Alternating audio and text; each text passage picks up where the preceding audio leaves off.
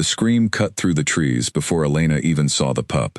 She was 3 miles past the border marker, further than she should have gone, on a morning that had started like every other morning of her exile. Cold air, an empty stomach, and the quiet discipline of a woman who had learned to need nothing from anyone. Elena had been checking her snares near the frozen stream when the wind shifted and carried the first hint of something wrong, a sharpness in the air that had nothing to do with the weather. She almost ignored it, almost. 5 years of living alone at the edge of Blackthorn territory had taught her exactly how dangerous curiosity could be. She had built her life on small rules that kept her breathing. Do not cross into packland unless forced. Do not speak to patrols unless spoken to first. Do not, under any circumstances, involve herself in matters that belonged to wolves, who had never once looked at her with anything other than suspicion. But then the sound reached her ears and stopped her cold. It was not the cry of a full-grown wolf. It was small, sharp, and full of fear, the kind of sound that made every instinct in her body turn toward it instead of away. Elena had spent 5 years training herself to walk past trouble. Lone wolves who got involved in pack business did not survive long, and she had survived this long by making herself invisible. She thought of her father sometimes, of the way he had once told her that surviving meant knowing when to look away. He had said it the night before they were cast out, his voice hollow, his pride already stripped from him by wolves who had once called him brother. She had spent years trying to live by that lesson, and yet here she was, feet already moving before her mind agreed to it, cutting through the brush, following the scream toward the ravine where the trees thinned out into rocky ground.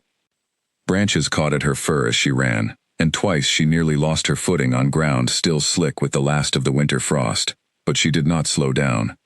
Something about the sound had gone straight past every careful rule she had built for herself and landed somewhere she could not ignore. What she found made her chest go tight. A small gray pup, no older than a few months, was pressed against a boulder with nowhere left to run. 3 wolves stood between him and freedom, their shoulders low, their teeth bared in a way that left no room for mistake. These were not wolves out hunting rabbits. These were wolves who had come across the border with one purpose, and that purpose was standing against the rock, shaking. Elena recognized the markings on the pup's fur even from a distance. The pale patch behind his left ear, shaped almost like a crescent moon, was a mark carried only by the royal bloodline of the Blackthorn pack. This was not just any pup. This was the son of Alpha King Damien, heir to the largest and most powerful territory in the region, a name spoken with equal parts respect and fear across every smaller pack for 100 miles. Elena had never seen the king in person. She knew him only through stories carried on the wind, through the way traders spoke his name in hushed voices when they thought no one was listening. Some called him fair, others called him ruthless. Most agreed on one thing, that he guarded his territory and his bloodline with a ferocity that had kept Blackthorn unchallenged for years. And now his only son stood trapped against a rock, with no one between him and 3 armed wolves except a woman his father's pack had thrown away. The pup's eyes found hers across the clearing, wide and glassy with fear, and something in that look settled the last of her hesitation. He could not have been more than a few months old, still small enough that his legs trembled beneath him, still young enough that he did not yet understand he was supposed to be afraid of her too. She should have turned around. Blackthorn had exiled her family. Blackthorn had made her father kneel in the snow and strip him of everything he had, before sending them both away with nothing but the clothes on their backs. Her father had died 3 winters later, worn down by grief and cold, and Elena had buried him alone, because no one from her old life had cared enough to help her dig the grave. She owed this pack nothing. She owed this pup even less. For a long moment, she stood frozen at the edge of the trees, caught between 2 versions of herself. The one who had survived 5 hard years by refusing to care, and the one who was already stepping forward before she had finished deciding anything at all. He was still just a pup, and pups did not choose the sins of their fathers. Her heart hammered against her ribs, loud enough that she was certain the wolves across the clearing could hear it. Every instinct that had kept her alive for 5 years screamed at her to stay hidden, to let this happen, and slip away, before anyone knew she had witnessed it. No one would blame her, no one would even know, but she would know. Elena stepped out from the trees before she could talk herself out of it.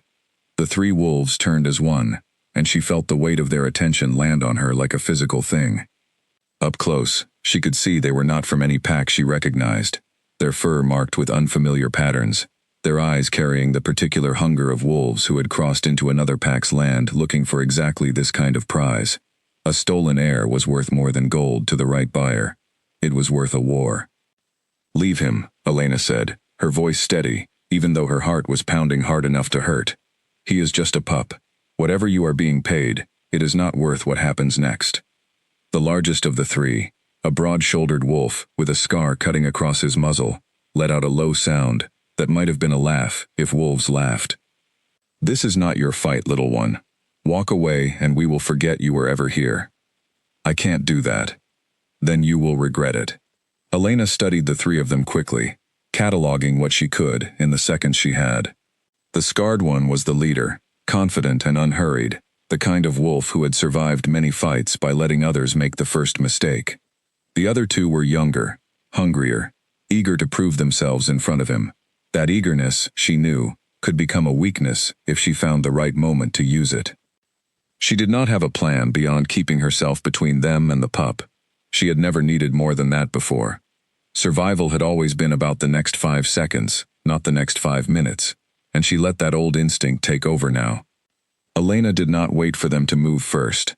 She had learned a long time ago that hesitation got you killed, and she threw herself forward, putting her body between the pup and the nearest attacker, just as he lunged. The impact knocked the breath from her lungs.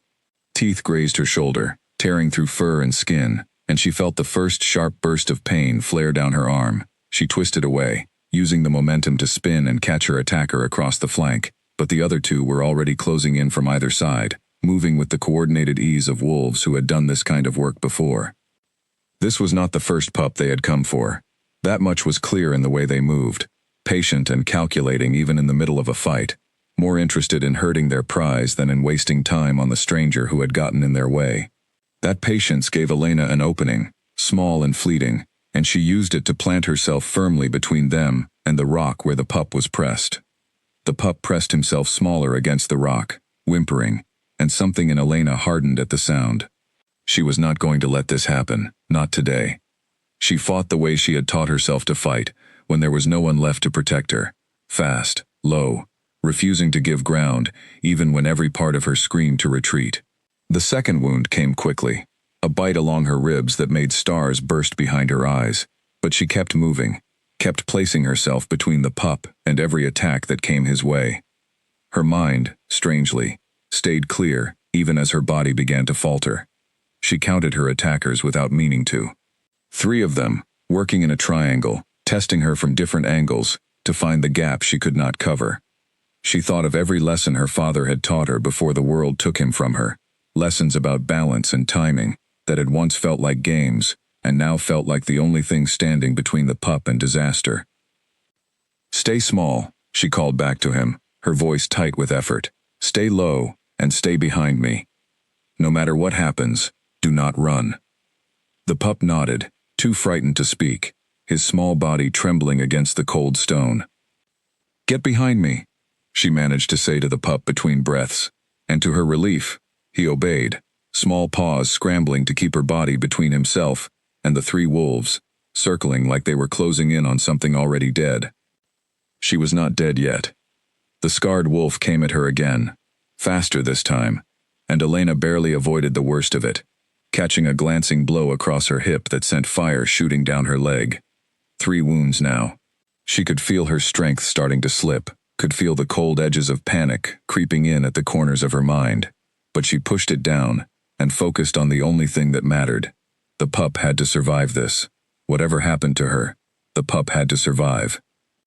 One of the smaller wolves broke off and tried to circle around behind her, aiming for the pup directly, and Elena threw herself sideways to intercept, taking a 4th wound across her back that made her cry out despite herself.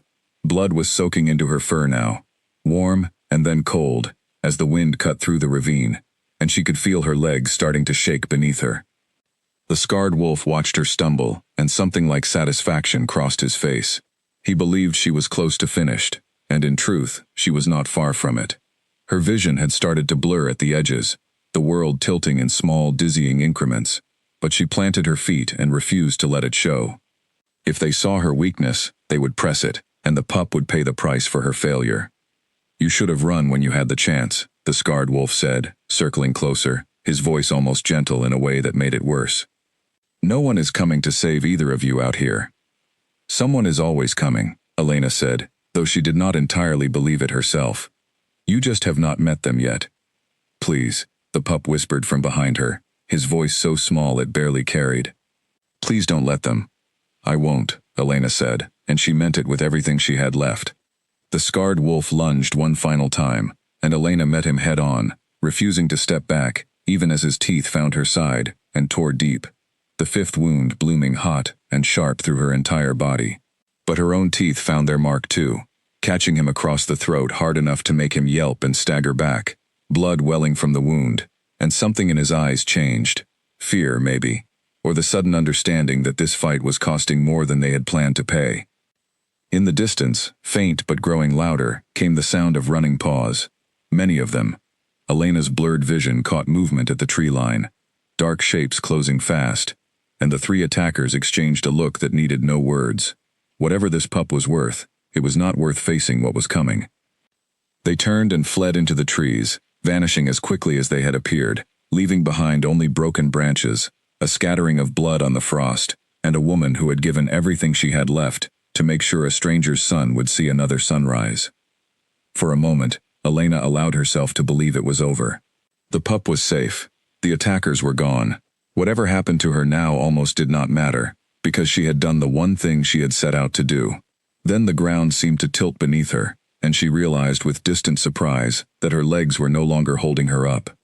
Elena's legs finally gave out beneath her. She hit the ground hard, the impact jarring through every wound, and the world tilted sideways in a way that made her stomach lurch. The pup was there instantly, pressing his small body against her side, crying out in a voice that carried further than his earlier whimpers ever had. "Help! Somebody help her." Elena tried to lift her head and found she could not. Her vision was narrowing at the edges, the gray sky above her fading in and out, and she could feel blood pooling beneath her, warm against the cold ground. She thought, distantly, that this might be how it ended. Not the way she had imagined, not alone in some forgotten corner of the woods, but here, having done one good thing after years of doing nothing at all. The running paws grew louder, voices now, sharp with alarm, calling out commands she could not quite make sense of. She caught fragments. "Get the healer. Someone find the king. Is that the exile's daughter?" A shadow fell over her, blocking out what little light remained in her vision, and a voice she did not recognize, deep and urgent, said her name like a question. "Elena Voss?" She wanted to answer. She wanted to explain that the pup was safe, that he needed to be checked for injuries, that someone should carry him home before the cold set in. But her mouth would not cooperate, and the darkness that had been creeping at the edges of her vision finally closed in completely, swallowing the sound of voices, the smell of blood, the weight of 5 wounds she had chosen to carry so a stranger's pup could go on living. The last thing she felt, before everything went black, was strong arms lifting her from the ground, careful in a way she had not expected, and a voice close to her ear, saying words she would not remember until much later. "Hold on. You are not dying today. Not after this." Before the darkness had fully claimed her, Elena had one last clear memory. The pup, standing over her fallen body, refusing to move away, no matter how loudly the approaching warriors called for him to step back. He had pressed himself against her side, small and shaking, and told anyone who would listen that she had saved him, that she had taken every wound meant for him, that no one was allowed to leave her behind. It was the last thing she heard clearly before the world dissolved into fragments. Elena did not know how much time passed after that. There were flashes, fragments of awareness that came and went like waves against a shore, the jolt of movement as she was carried through the trees, branches sliding past overhead in a blur of gray and brown, the sting of something cold being pressed against her wounds, followed by a warmth that spread strangely through her chest, voices arguing above her, low and tense, about whether she would survive the journey back to the stronghold. At one point, she thought she felt a small nose pressed against her cheek, warm breath, and a whispered thank you that she could not be sure was real or imagined. The pup's voice, if it was truly his voice, sounded younger than his years, cracked with a fear that had not yet faded, even though the danger had passed. At another point, she was almost certain she heard a deeper voice, rough with something that sounded almost like fear, telling someone to move faster, that she had lost too much blood already, that she could not be allowed to die out here in the open, where no one would ever know what she had done. The voice carried an authority she did not recognize, the kind that made others move without question, and yet underneath the command there was something rawer, something that sounded almost like desperation. "How far to the healer's den?" the voice demanded. "Half a mile, my lord. Maybe less if we cut through the lower trail." "Then cut through it. Now." Elena drifted in and out, caught between the pain and the strange comfort of being carried by hands that seemed determined not to let her go. She did not know where she was being taken. She did not know who was carrying her, or why his voice sounded so certain that she would live, when every part of her body insisted otherwise. She only knew that each time the darkness threatened to pull her all the way under, that voice found her again, low and steady, telling her to hold on, that she had not come this far to lose everything in the last mile. There was a moment, brief and disjointed, when she thought she felt someone's hand press briefly against the side of her face, as if checking that she was still breathing, still warm, still there. She could not be certain it happened. By then the line between memory and dream had blurred too much to trust either one. She only knew that somewhere behind her, in a ravine stained red with her own blood, a small gray pup was safe, because she had refused to walk away. She thought of her father one last time, before the darkness took her fully, wondering if he would have understood why she had broken every rule he taught her, in order to save a child who belonged to the very pack that had destroyed them. She hoped, somewhere in the fading edges of her mind, that he would have been proud of her anyway. Whatever came next, whatever price she would have to pay for stepping into a fight that was never supposed to be hers, she found she could not bring herself to regret it. She had spent 5 years surviving, for no one but herself, and in the space of a single morning, she had remembered what it felt like to matter to someone else, even if that someone would likely forget her the moment his wounds healed. Not even as the darkness pulled her under one final time, and the sound of running paws faded into silence around her, did she wish she had walked away. Somewhere ahead of her, unknown and unseen, a new chapter of her life was already beginning, carried forward by strangers who refused to let her die on the cold ground where she had fallen. She would wake to find that this single choice, made in the space of a heartbeat, had changed the entire shape of her future, though in that last conscious moment she knew none of it yet. She only knew the cold, the pain, and the strange, fragile comfort of not being alone. Warmth was the first thing Elena noticed when her mind began to surface again. Warmth, and the faint smell of crushed herbs, sharp and clean, nothing like the cold dirt and blood she remembered from the ravine. She kept her eyes closed for a long moment, listening before she let anyone know she was awake. Voices moved somewhere nearby, low and careful, the kind of voices people used when they thought someone might be sleeping. A fire crackled softly, cloth rustled. Somewhere further off, a door opened and closed. "Her fever broke an hour ago," a woman's voice said. "That is a good sign, but 5 wounds like these do not heal quickly, even for someone as strong as she clearly is." "Will she survive?" A second voice, deeper, tight with something Elena could not quite name. "She already has, my lord. The question now is how long her recovery takes, not whether it happens." Elena's eyes opened at that.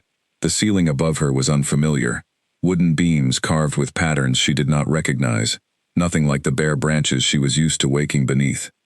She was lying on a bed, actual furs beneath her instead of packed earth, and when she tried to shift her weight, pain flared sharp and immediate across her side, stealing the breath from her lungs. "Careful," the woman's voice said again, closer now, and a face came into view above her. An older woman, with kind eyes and gray-streaked hair, her hands already moving to check the bandages wrapped around Elena's ribs. "You have been through enough without adding to it. Lie still." "Where am I?" Elena's voice came out rough, barely more than a whisper. "You are in the healer's den, inside Blackthorn's stronghold." The woman's eyes softened. "You saved the young prince's life yesterday morning. Do you remember?" Memory returned in pieces. The scream. The pup pressed against the rock. The 3 wolves, circling closer. Pain, again and again, until the world had gone dark. Elena's hand moved instinctively toward her side, feeling the thick bandages beneath her fingers. 5 separate points of ache that told the story better than words could. "The pup," she said.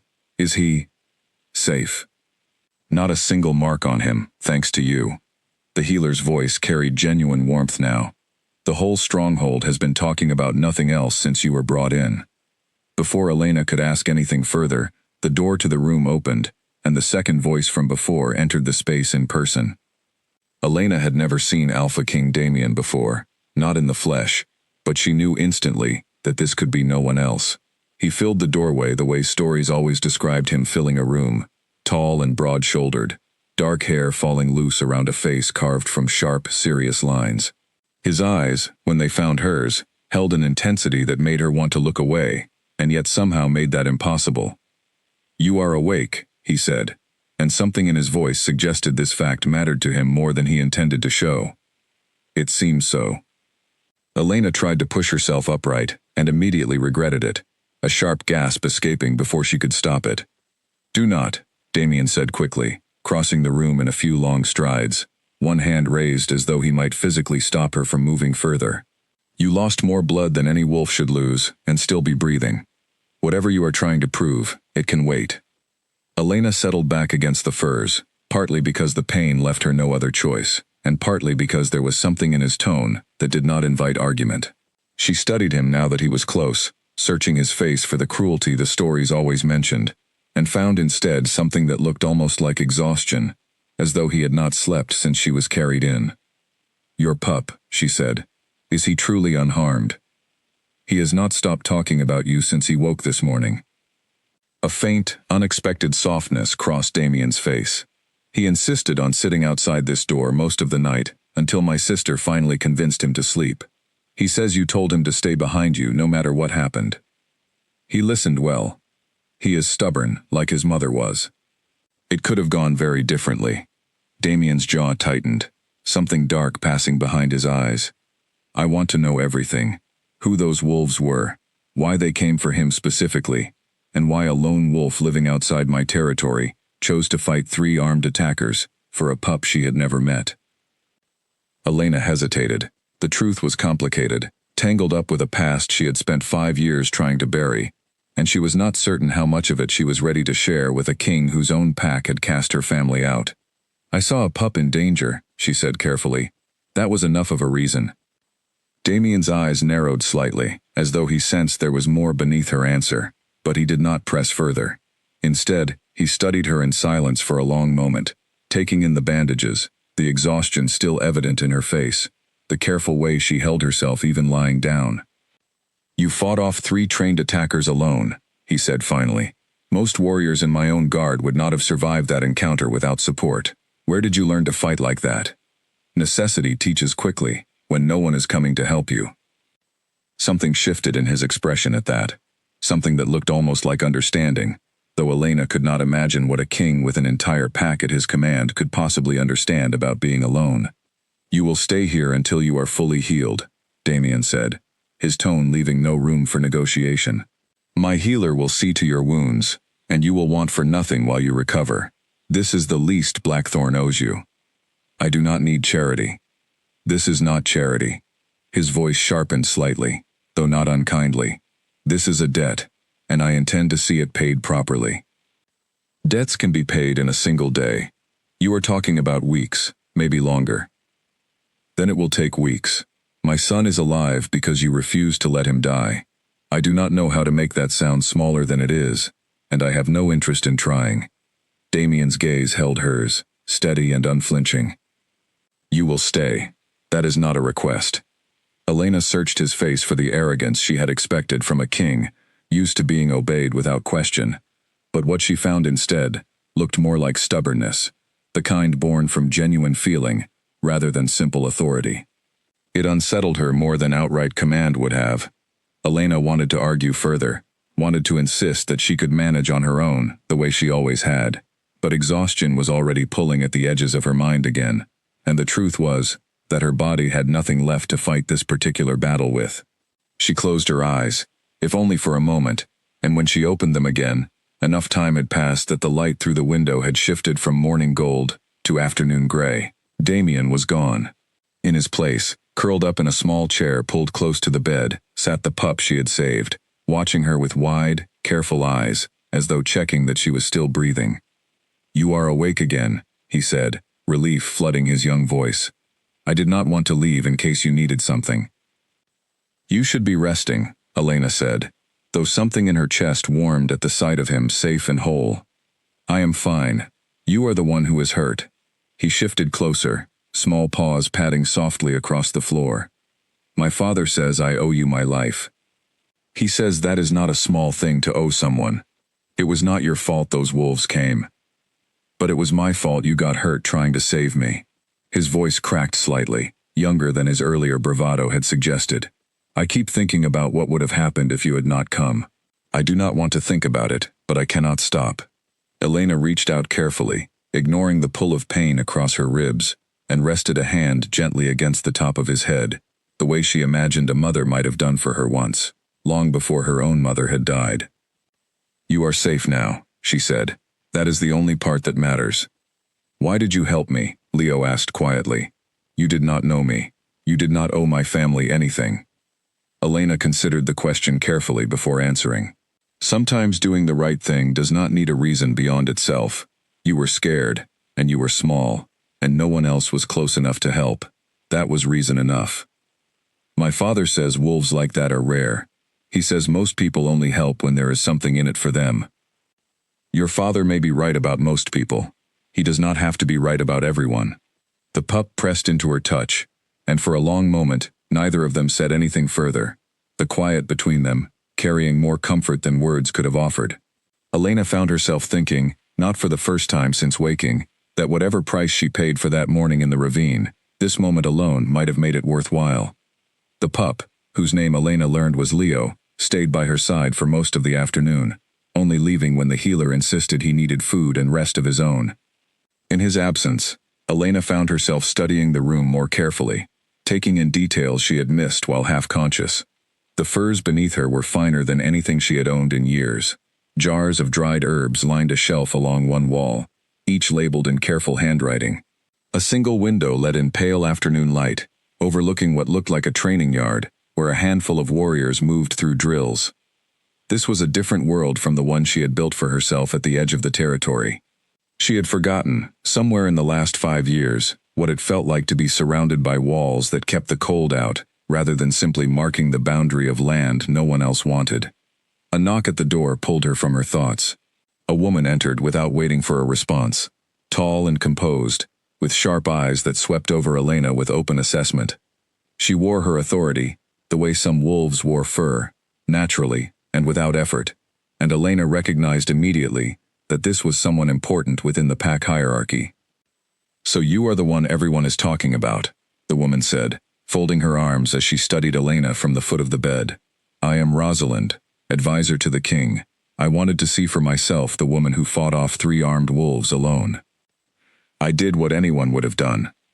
"That is not true, and we both know it." Rosalind's expression remained unreadable.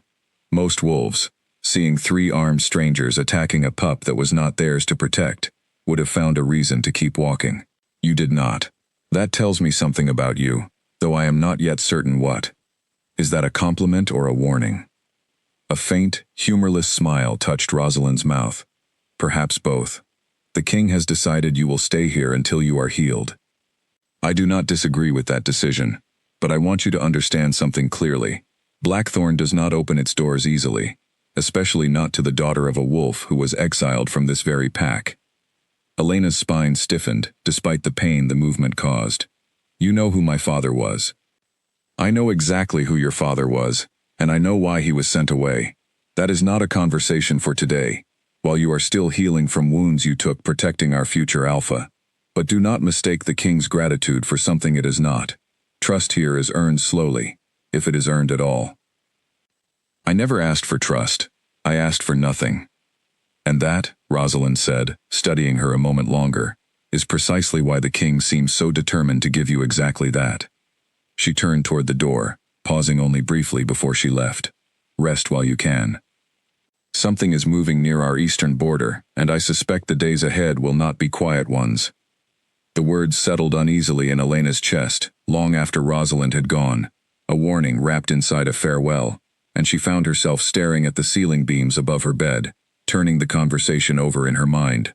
Blackthorn had taken her in, but it had not forgotten what her family was, and she suspected that gratitude alone would not be enough to erase 5 years of history in a single morning. Later, as evening settled over the stronghold, and the healer returned to check her wounds once more, Elena overheard fragments of conversation drifting in from the hallway outside her door. Voices she did not recognize, sharper and more urgent than anything she had heard so far. Scouts spotted movement near the eastern border an hour ago. Too many to be a hunting party, my lord. Could be 20, maybe more, moving fast. Elena's chest tightened, despite the ache still radiating through her body. Whatever was approaching Blackthorn's border in the fading light, it did not sound like the arrival of friends. She thought of the 3 wolves in the ravine, of the way they had fled the moment reinforcements arrived, and wondered, with a growing sense of dread, whether this new threat and that morning's attack were connected in ways she had not yet begun to understand. The healer noticed her tension and gently pressed a hand against her shoulder. Rest, the older woman urged. Whatever is happening beyond these walls, it is not something you need to carry tonight. You have already given enough. Elena wanted to believe that. She wanted, more than anything, to close her eyes and let the exhaustion pull her under, without worry for what tomorrow might bring. But some instinct, honed by years of living on the edge of danger, refused to quiet fully, and even as sleep finally claimed her, a small, persistent voice in the back of her mind whispered that whatever was gathering at the border was not finished with her yet. Outside, beyond the stronghold walls, the sun sank fully below the horizon, and in the deepening dark, shapes began moving through the trees, patient and purposeful, closing the distance, mile by mile, toward the pack that had taken her in. Sleep had come slowly to Elena that night, her body exhausted from healing, but her mind unwilling to fully rest. She kept replaying fragments of the day before, the strange comfort of Leo curled beside her bed, the unexpected steadiness in Damien's voice when he had refused to call her presence a burden, Rosalind's careful warning about trust and history. By the time she finally drifted into something resembling real sleep, the sky outside her window had already begun to lighten from black to deep blue. It felt as though she had only closed her eyes for a moment before the horn sounded before the sun had fully risen. 3 sharp blasts that tore through the quiet of the stronghold and sent every wolf inside scrambling into motion. Elena was awake instantly, pain forgotten in the sudden rush of adrenaline that flooded her body.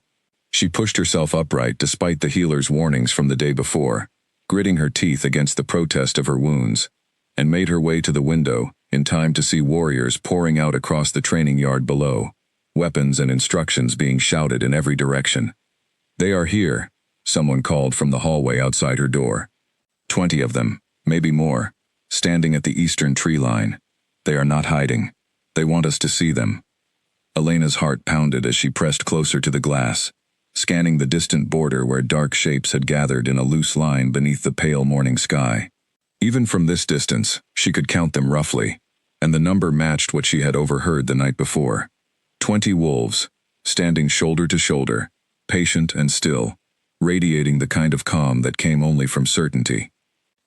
The door to her room burst open, and Damien entered with an urgency that stripped away whatever composure he had shown the day before. His eyes found her immediately, sweeping over her with quick assessment before he spoke. "Stay here," he said. "Whatever this is, it does not need to involve you." "They are not here for me, are they?" Something cold settled in Elena's stomach, even as she asked the question, some instinct telling her the answer before he spoke it. Damien's jaw tightened. "I do not know yet, but I intend to find out.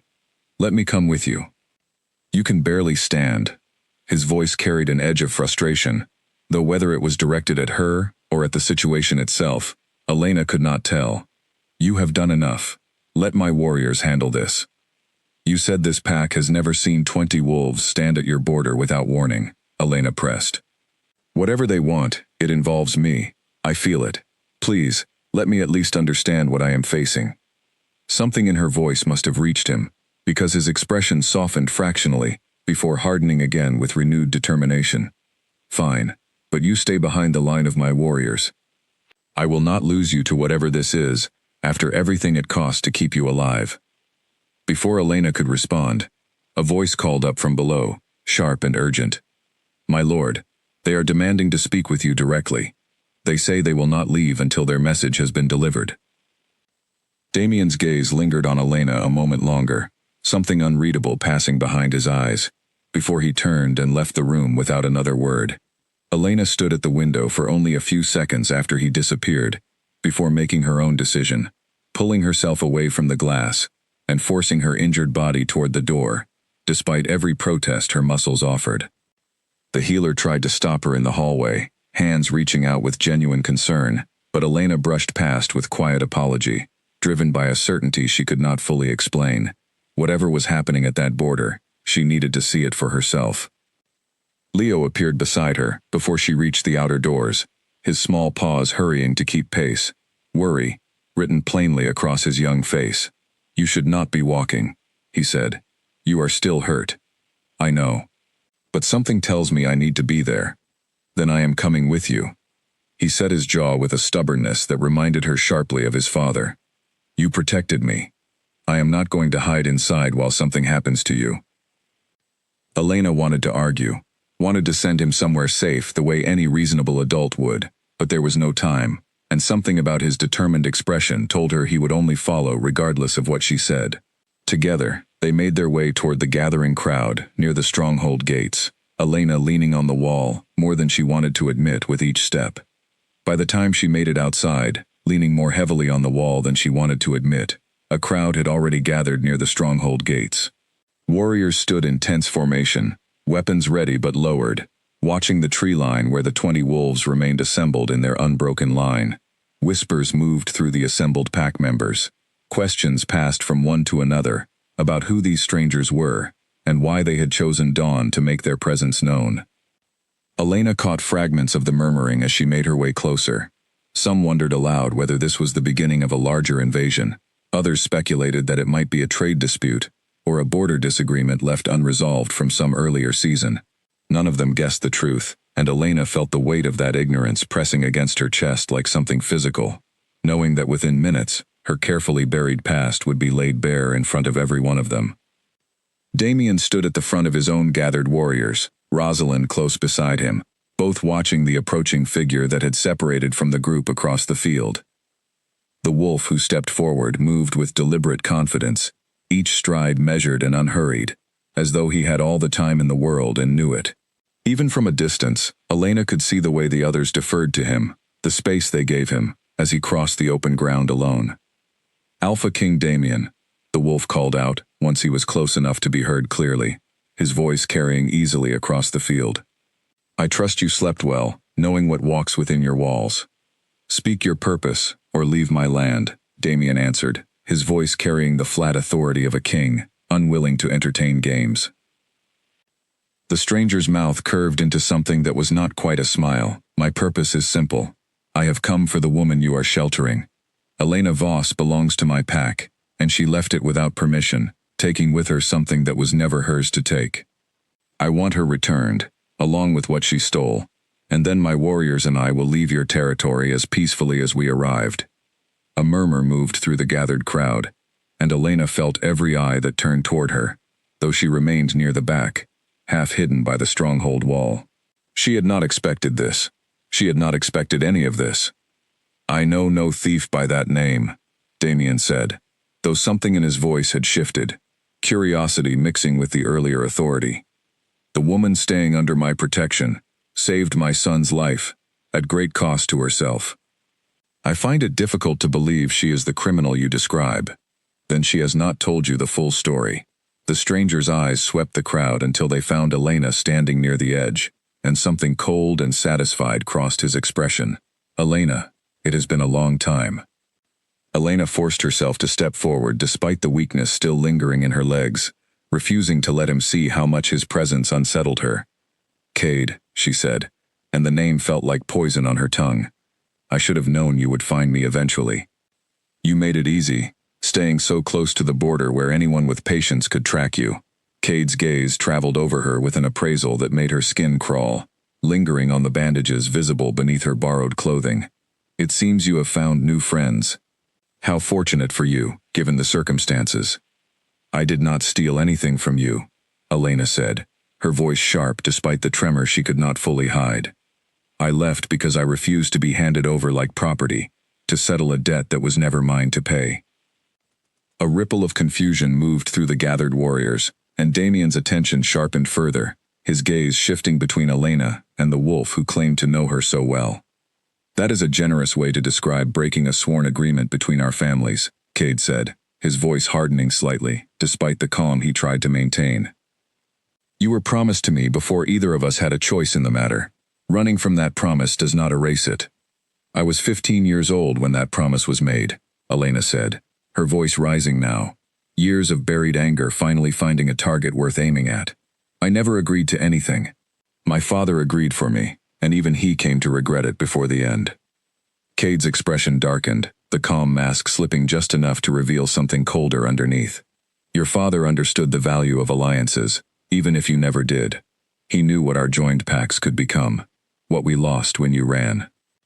I ran because I would rather die free than live as something to be traded between two men who saw me as nothing more than a piece on a board.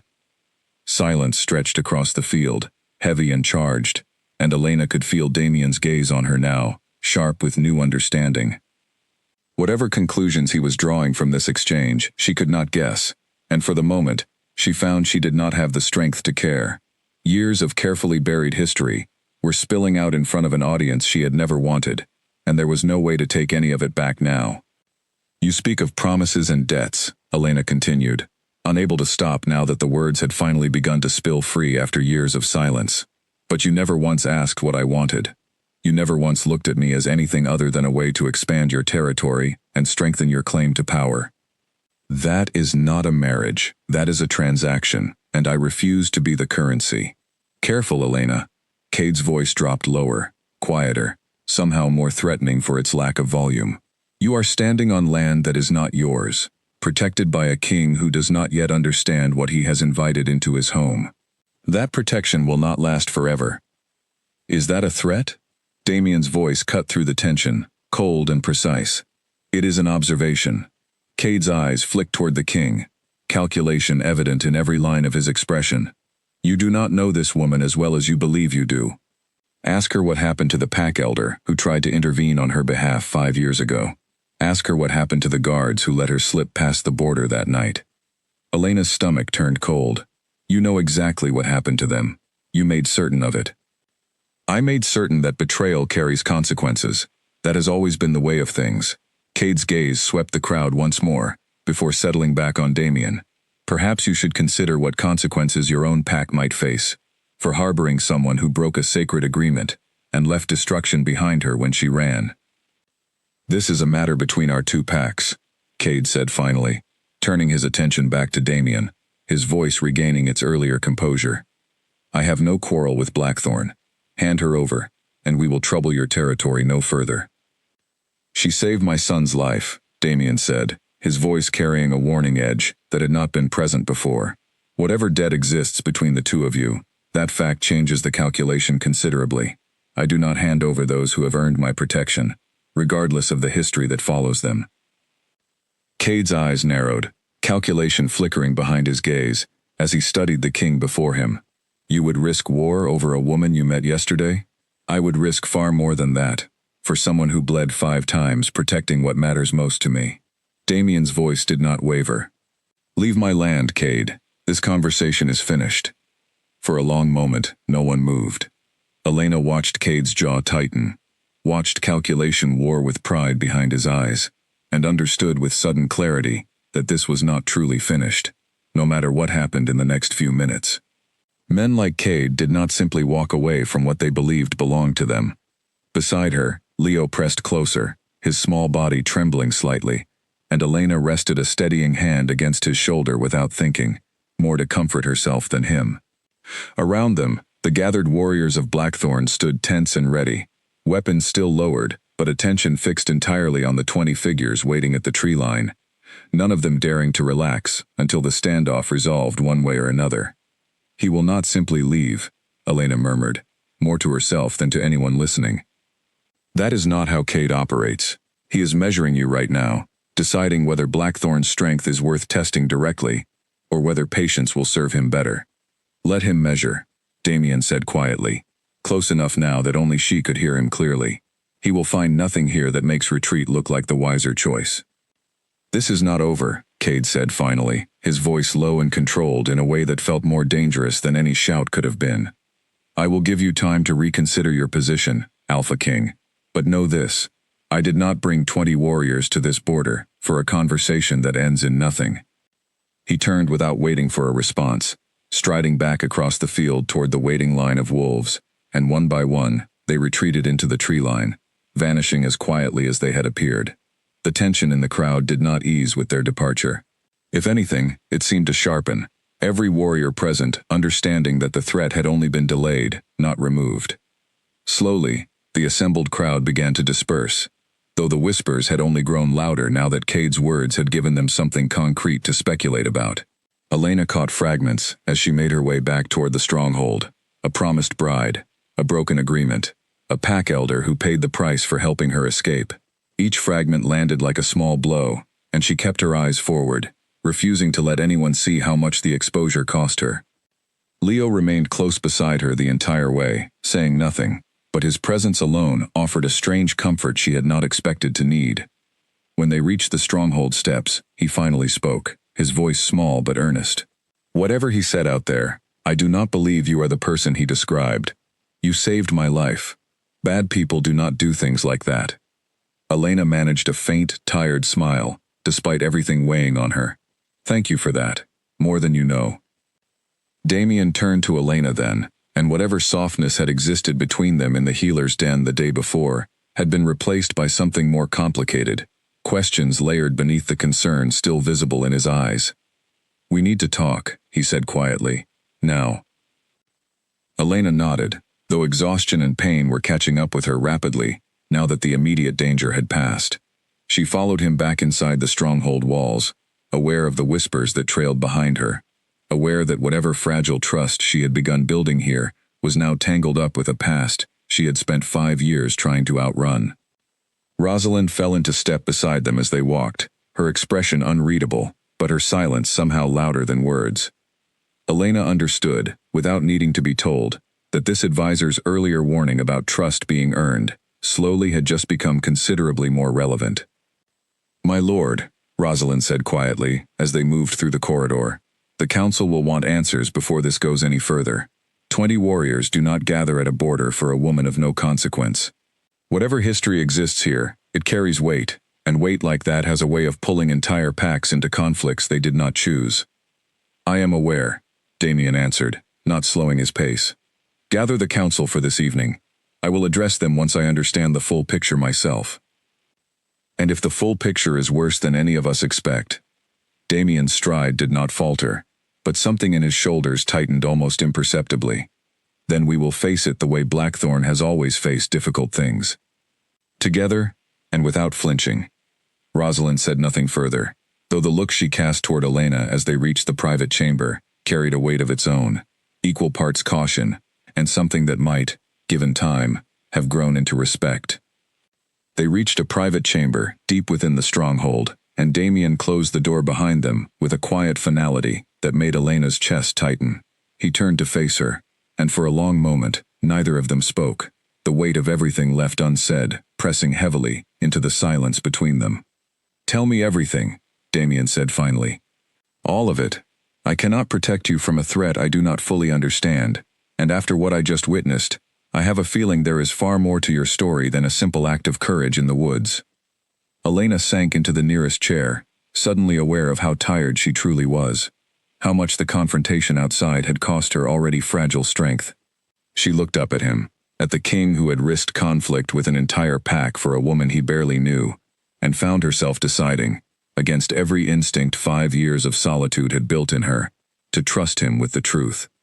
She thought of her father, of the years of silence she had maintained even with herself, about what had truly happened before her exile. She thought of the elder Cade had mentioned, of the guards whose names she still remembered clearly even now, and felt old grief rise up alongside old anger, both emotions tangled so tightly together that she could no longer separate one from the other. "It started when I was 15 years old," she began, "long before either of us knew the other existed. My father made a promise on my behalf to a neighboring pack, believing it would protect our family and strengthen our standing. He did not ask whether I wanted any part of that arrangement, and by the time I was old enough to understand what had been decided for me, it was already treated as settled fact by everyone around me." Damien remained silent, giving her the space to continue at her own pace, and something about that quiet patience made the rest of the story easier to tell than she had expected. Outside the chamber walls, the stronghold buzzed with tension and speculation, warriors doubling their patrols along every border, while somewhere beyond the tree line, 20 wolves settled into a patient waiting that promised nothing good for the days ahead. Elena did not know yet how deeply this confrontation would reshape everything she thought she understood about her past, her future, and the growing, complicated bond forming between herself and a king who had chosen her over peace with his neighbors, in a single, unhesitating breath. Elena had spent so many years refusing to speak of that final winter, that the words felt strange in her mouth at first, halting and uncertain, like a language she had once known well, but had not practiced in a long time. Damien did not rush her. He sat across from her in silence, patient in a way she had not expected from a man whose reputation suggested little patience for anything at all. And slowly, the story began to take shape between them. The fire in the private chamber had burned low by the time Elena finished explaining the arrangement her father had made all those years ago, the words coming easier the longer she spoke, as though a weight she had carried silently for 5 years was finally being set down piece by piece. "My father believed the alliance would protect us," she said. "Cade's pack was growing stronger every season, and mine was small, vulnerable to any larger territory that decided we were worth absorbing. He thought binding our families together through marriage would guarantee our safety. But you never agreed to it," Damien said quietly. "I was 15. No one asked what I thought."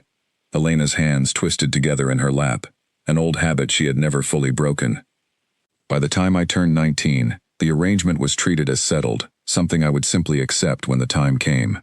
I told myself for years that I could learn to live with it, that maybe it would not be so terrible, being bound to a man I barely knew for the sake of my family's survival."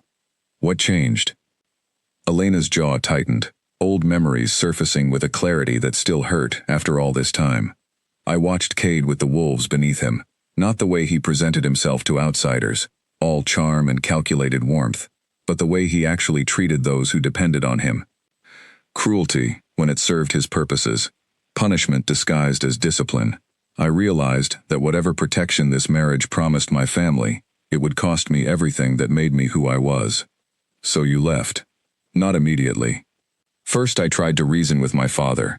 I begged him to release me from the arrangement, told him I would find another way to protect our family, that I would work harder, fight harder, do anything he asked of me except marry a man who frightened me more than any enemy ever could."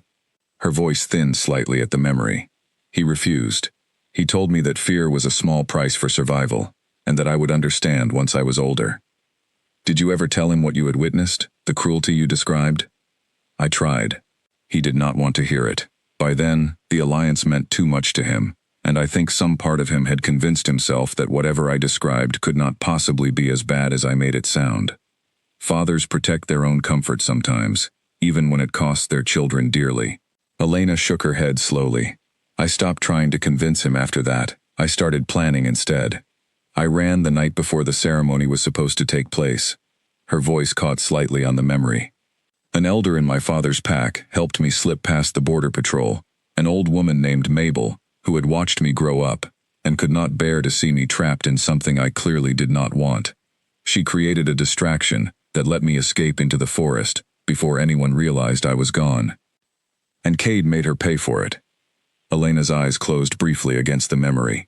"He accused her of treason against both packs, claimed she had helped a thief escape with something of great value, though the only thing I ever took with me was the clothes on my back. She was punished severely for her kindness, and 2 of the border guards who had let her distraction work lost their positions and their standing entirely. I did not learn any of this until much later, from a traitor who recognized me and thought I deserved to know what my freedom had cost other people. The silence that followed stretched long and heavy. Damien studied her with an expression she could not fully read, something between anger and sympathy, and when he finally spoke, his voice carried a gentleness that surprised her. None of that is your fault. You did not ask Cade to punish an old woman for showing you kindness. That choice belongs entirely to him. I have told myself that 1,000 times. It does not change how it feels. Guilt rarely listens to logic. Damien leaned forward slightly, elbows resting on his knees. I understand something about carrying weight that was never truly yours to carry. Elena studied him, curiosity briefly overtaking her own painful memories. What do you mean?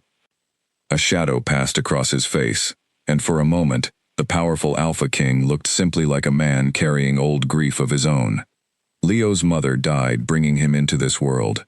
There are still those within my pack who believe I should have chosen a healthier match, someone stronger, someone the birth would not have cost so dearly. I have carried that weight for years, wondering if they are right, wondering if my son's existence came at a price that was never worth paying. That is a terrible thing to wonder about your own child. It is, and yet some nights, the thought finds me anyway. He met her eyes directly. So when I say I understand guilt that refuses to listen to logic, I mean it honestly. Something shifted between them in that moment, a recognition that went deeper than gratitude or obligation, a shared understanding of what it meant to carry weight that logic alone could never fully lift. Elena found herself studying him differently now, seeing past the title and the authority to the man beneath, someone who had clearly known his own share of loss and doubt despite the power surrounding him. Does Leo know? She asked softly. About what some in your pack believe? Not the specifics. He knows his mother is gone. He does not yet know that some blame his existence for it, and I intend to keep it that way for as long as I possibly can. Damien's voice hardened slightly. A child should not carry guilt for simply being born. No, Elena agreed quietly. He should not. They sat together in the comfortable quiet that followed, two people who had each spent years carrying burdens they had never chosen, and for the first time since her exile, Elena felt something like companionship settle over her, fragile but real. What happens now? She asked finally. Cade will not simply disappear because you refused him once. No, he will not. Damien's expression hardened back into something more resolute. The council meets tonight. We will need to decide how Blackthorn responds if he returns with more than words next time. I do not want my past to become a war that costs your pack everything. It became a war the moment Cade threatened my territory over a debt he believes you owe him. This is no longer only about your past, Elena. This is about what kind of king I choose to be when someone who has earned my protection is threatened. His voice softened again. You saved my son's life without knowing anything about him beyond the fact that he was in danger. I am not the kind of man who forgets a debt like that, regardless of what history follows behind it. Elena felt something loosen in her chest that had been tight for longer than she could remember. A fragile, unfamiliar sense of being truly seen rather than simply tolerated. She had spent 5 years believing that showing anyone the full truth of her past would only invite judgment or rejection.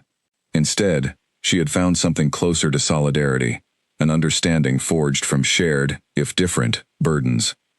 A soft knock interrupted the moment, and Rosalind entered without waiting for a response, her expression carrying the particular tightness of someone bearing difficult news. My lord, the council has gathered as requested, but I feel you should know something before you address them. She hesitated, glancing briefly toward Elena before continuing. Word of what happened at the border this morning has already spread through the entire stronghold. Some among the council are questioning whether harboring Elena is worth the risk you are asking this pack to take. Damien's expression darkened. Who specifically is questioning it? Several voices, my lord. Most vocally, Councilman Victor. He believes the wiser path is negotiation with Cade, perhaps even considering handing Elena back to avoid unnecessary conflict. Elena's stomach tightened at the name, though she could not have said why it settled so uneasily in her chest. Something about the way Rosalind said it, careful and measured, suggested this was not simply a difference of opinion, but something with deeper roots. Victor has always favored caution over conviction, Damien said, though a note of genuine concern had entered his voice now. I will address the council directly. They need to understand that this is not a negotiation. Elena stays under Blackthorn's protection, and that decision is not open for debate. With respect, my lord, some decisions become harder to enforce once fear enters a room full of frightened wolves. Rosalind's gaze flicked toward Elena again, not unkindly, but with clear calculation. You may want to prepare yourself for resistance you did not expect. Elena rose from her chair despite the ache still radiating through her body, determination overtaking exhaustion for the moment. Let me come with you. If they are going to decide my fate, I would rather stand in front of them and speak for myself than hide behind a door while others argue about what I am worth. Damien studied her for a long moment, something like respect flickering behind his eyes. Are you certain? The council can be harsh, and you are still healing. I have faced worse than a room full of cautious old wolves, Elena said, managing a faint, tired smile, despite the nerves twisting through her stomach. Let them see exactly who they are deciding about. Damien nodded slowly, and together, the three of them made their way toward the council chamber, the weight of the coming confrontation settling heavily over each of them with every step. The corridor leading there felt longer than Elena remembered from earlier that day, torches casting long shadows against stone walls that seemed to close in slightly with every step closer to the heavy wooden doors at its end.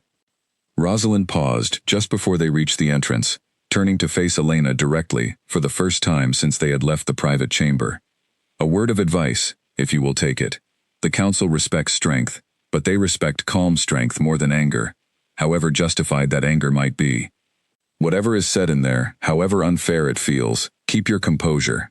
It will serve you better than any argument you could make. Elena nodded, grateful despite herself for the guidance, and drew in a slow breath as Damien pushed the heavy doors open before them. Inside, a long table stretched the length of the chamber, occupied by a dozen or more pack elders and senior warriors, their expressions ranging from curious to openly hostile as the three of them entered. At the head of the gathered council, a broad-shouldered wolf with graying fur and sharp, calculating eyes rose from his seat before anyone else could speak. "Alpha King," he said, his voice carrying an edge of barely restrained frustration. "I am glad you have finally arrived. We have much to discuss, and precious little time in which to discuss it." "Councilman Victor," Damien said evenly, though Elena caught the slight tension that entered his shoulders at the sight of the man. "I trust you have already formed an opinion on this matter, given how quickly you called this session. I have formed a concern, my lord, which I believe every wolf in this chamber shares to some degree." Victor's gaze shifted deliberately toward Elena, cold and assessing in a way that made her skin prickle uncomfortably. "This morning, 20 armed wolves stood at our border because of a woman who has been within these walls for less than 2 full days. I would call that a concern worth discussing at considerable length." The chamber fell silent, every eye turning toward Elena now, and she felt the full weight of their collective judgment pressing down on her like something physical. She thought of Rosalind's advice, of calm strength over anger, and forced her spine straight despite the exhaustion still pulling at her healing body. "Then let us discuss it," Damien said, moving to take his seat at the head of the table, gesturing for Elena to stand beside him rather than retreat to the shadows. "Because I intend to leave this chamber tonight, with my council standing united behind a decision that has already been made." Victor's eyes narrowed slightly at the king's tone, but he remained standing, clearly unwilling to yield the floor so easily. "With respect, my lord, a decision made in the healer's den, in the heat of gratitude towards someone who saved your son, is not the same as a decision made with the full safety of this pack in mind. I do not question the woman's courage. I question the wisdom of inviting a war that has nothing to do with Blackthorn's own interests. It has everything to do with Blackthorn's interests, the moment an outside pack threatens our territory and our people," Damien answered, his voice hardening. Whether the spark that lit this threat came from Elena's past, or from somewhere else entirely, the threat itself is now ours to face. Turning her over would not end it. It would only prove to every rival pack watching that Blackthorn abandons those who serve it well, the moment the cost becomes uncomfortable. A murmur rippled through the gathered council, some heads nodding slowly in agreement, others remaining stubbornly still. Elena watched the room carefully, cataloging which faces seemed swayed by Damien's words, and which remained fixed in quiet resistance, Victor's expression chief among the latter. "And if Cade returns with more than 20 warriors next time?" Victor pressed. If he brings 100, or 200, prepared to burn everything we have built, rather than negotiate further.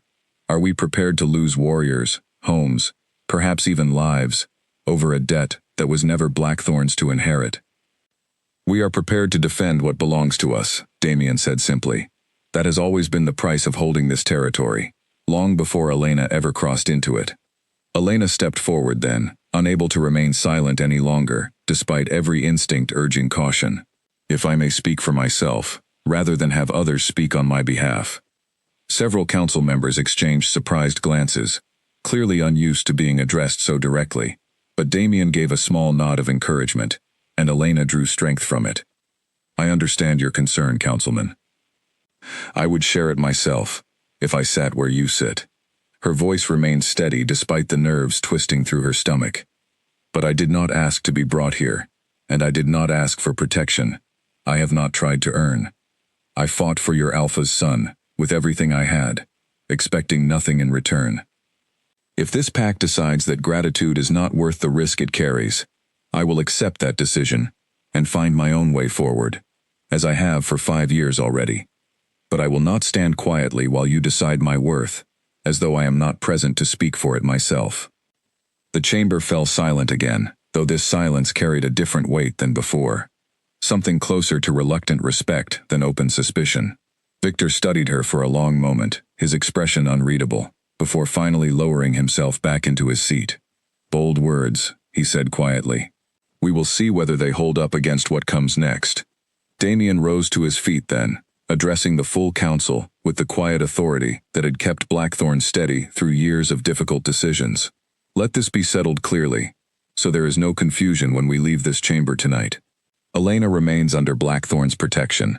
If Cade wishes to press this matter further, he will find us prepared, united, and unwilling to bend. I would rather stand and fight for what is right than kneel, simply because fear whispers that it would be easier.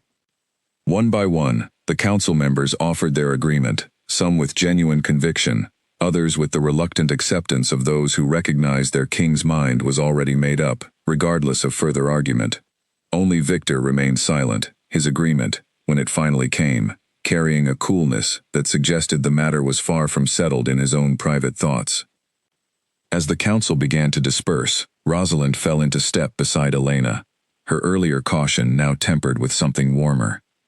You handled that better than most warriors twice your size would have managed. Victor is not an easy man to sway, and you at least earned his silence, if not his full support. Is that meant as encouragement? It is meant as honesty. Take it as you will. A faint smile touched Rosalind's mouth, the first genuine one Elena had seen from her. For what it is worth, I believe the king made the right choice tonight, and I do not say that lightly. Elena watched Damien across the emptying chamber, speaking quietly now with a few of the warriors who commanded Blackthorn's defenses, his expression already shifting from political negotiation to practical preparation for whatever came next. Whatever fragile peace tonight's decision had bought them, she understood it would not last indefinitely, and somewhere beyond the stronghold walls, Cade's patience was almost certainly already beginning to wear thin. She thought of Mabel, the elder who had paid so dearly for helping her escape all those years ago, and made a silent promise that this time she would not let anyone else suffer for choosing to stand beside her. Whatever came next, she intended to be ready for it, healed or not, wounded 5 times or 100. Days passed slowly inside the stronghold, each one marked by small, steady improvements in Elena's strength that felt like tiny victories after the chaos of that first morning. The healer changed her bandages twice daily, muttering approval each time the wounds showed less redness and more clean, healing skin beneath. By the end of the first week, Elena could walk the length of the healer's den without needing to lean against the wall, though running remained a distant hope she did not yet dare test. Leo visited every day without fail, often bringing small gifts he had collected during his own wanderings around the stronghold grounds. A smooth stone from the training yard, a pressed flower from the garden behind the kitchens. Once, memorably, a slightly chewed piece of dried meat that he had clearly intended as a genuine offering, rather than the comedic gesture it became. You do not have to bring me things, Elena told him one afternoon, turning the smooth stone over in her palm with quiet fondness. I know. I want to. Leo settled onto the chair beside her bed, a routine so familiar now that neither of them commented on it anymore. My father says, gifts are how some wolves say things they do not have words for yet. And what are you trying to say? Leo considered the question seriously, his young face scrunched in concentration. That I am glad you are getting better, and that I hope you stay, even after you are fully healed. Blackthorn feels different with you here. Better, somehow. Elena's chest tightened with an emotion she had not expected to feel again, after so many years of guarding herself against attachment. I have not decided what comes after I heal, she admitted honestly. But I am glad to be here now, with you. One rainy afternoon, when the weather kept most of the stronghold indoors, Leo arrived with a worn leather ball tucked under one arm, insisting that Elena at least try tossing it back and forth, even if she could not yet move around freely. The healer says, light movement helps healing, he informed her, with the confident authority of someone repeating an adult's words exactly as heard. I asked her myself, so you cannot argue. Elena laughed, a sound that surprised her, with how easily it came now, compared to the guarded silence she had maintained for years. You have clearly thought this through. I think about a lot of things. He tossed the ball gently, and she caught it, despite the twinge of protest from her healing ribs. Like what it would be like, if you taught me to fight the way you fought those wolves. My father has trainers, but none of them fight like you did. Fast and smart, like you already knew what they would do before they did it. That comes from necessity, not skill alone, Elena said, tossing the ball back carefully. When you have no one else to rely on, you learn to read danger quickly, or you do not survive long enough to learn anything at all. I do not want to need that kind of skill, but I would still like to learn. Someday, when you are stronger, would you teach me? Elena studied the earnest hope in his young eyes, and felt something settle warmly in her chest. When I am stronger, she agreed, I promise. Their conversations grew easier with each passing day, filled with Leo's endless questions about her life before Blackthorn, about the forest she had lived in, the small skills she had taught herself simply to survive. Elena found herself sharing more than she had shared with anyone in years, surprised by how naturally the words came when there was genuine curiosity behind the asking, rather than suspicion. Damien visited less frequently than his son, though his visits carried their own particular weight. He would arrive in the evenings, often after long hours spent managing the practical concerns of a pack bracing for potential conflict, and their conversations moved slowly from cautious formality toward something that felt increasingly like genuine friendship.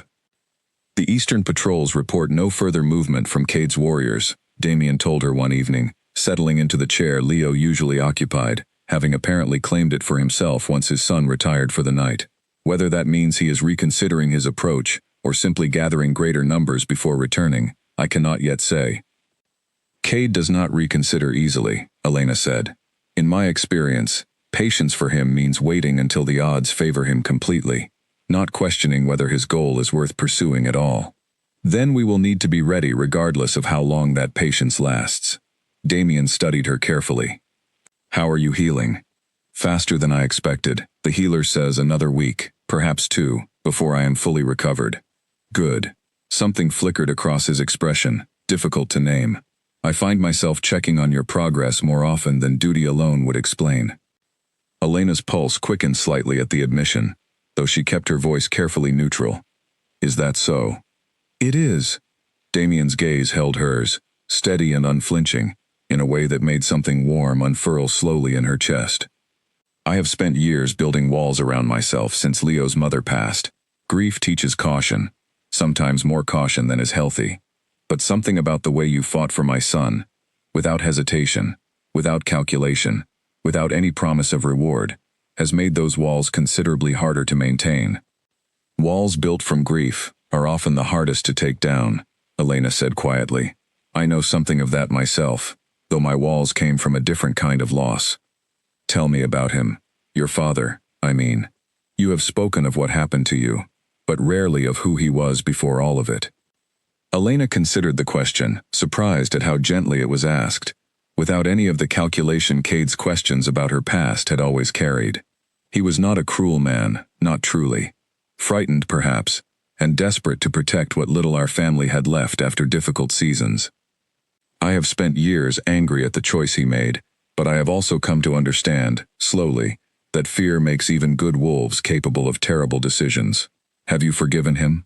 Some days. Other days, the anger returns as though no time has passed at all. She looked down at her hands.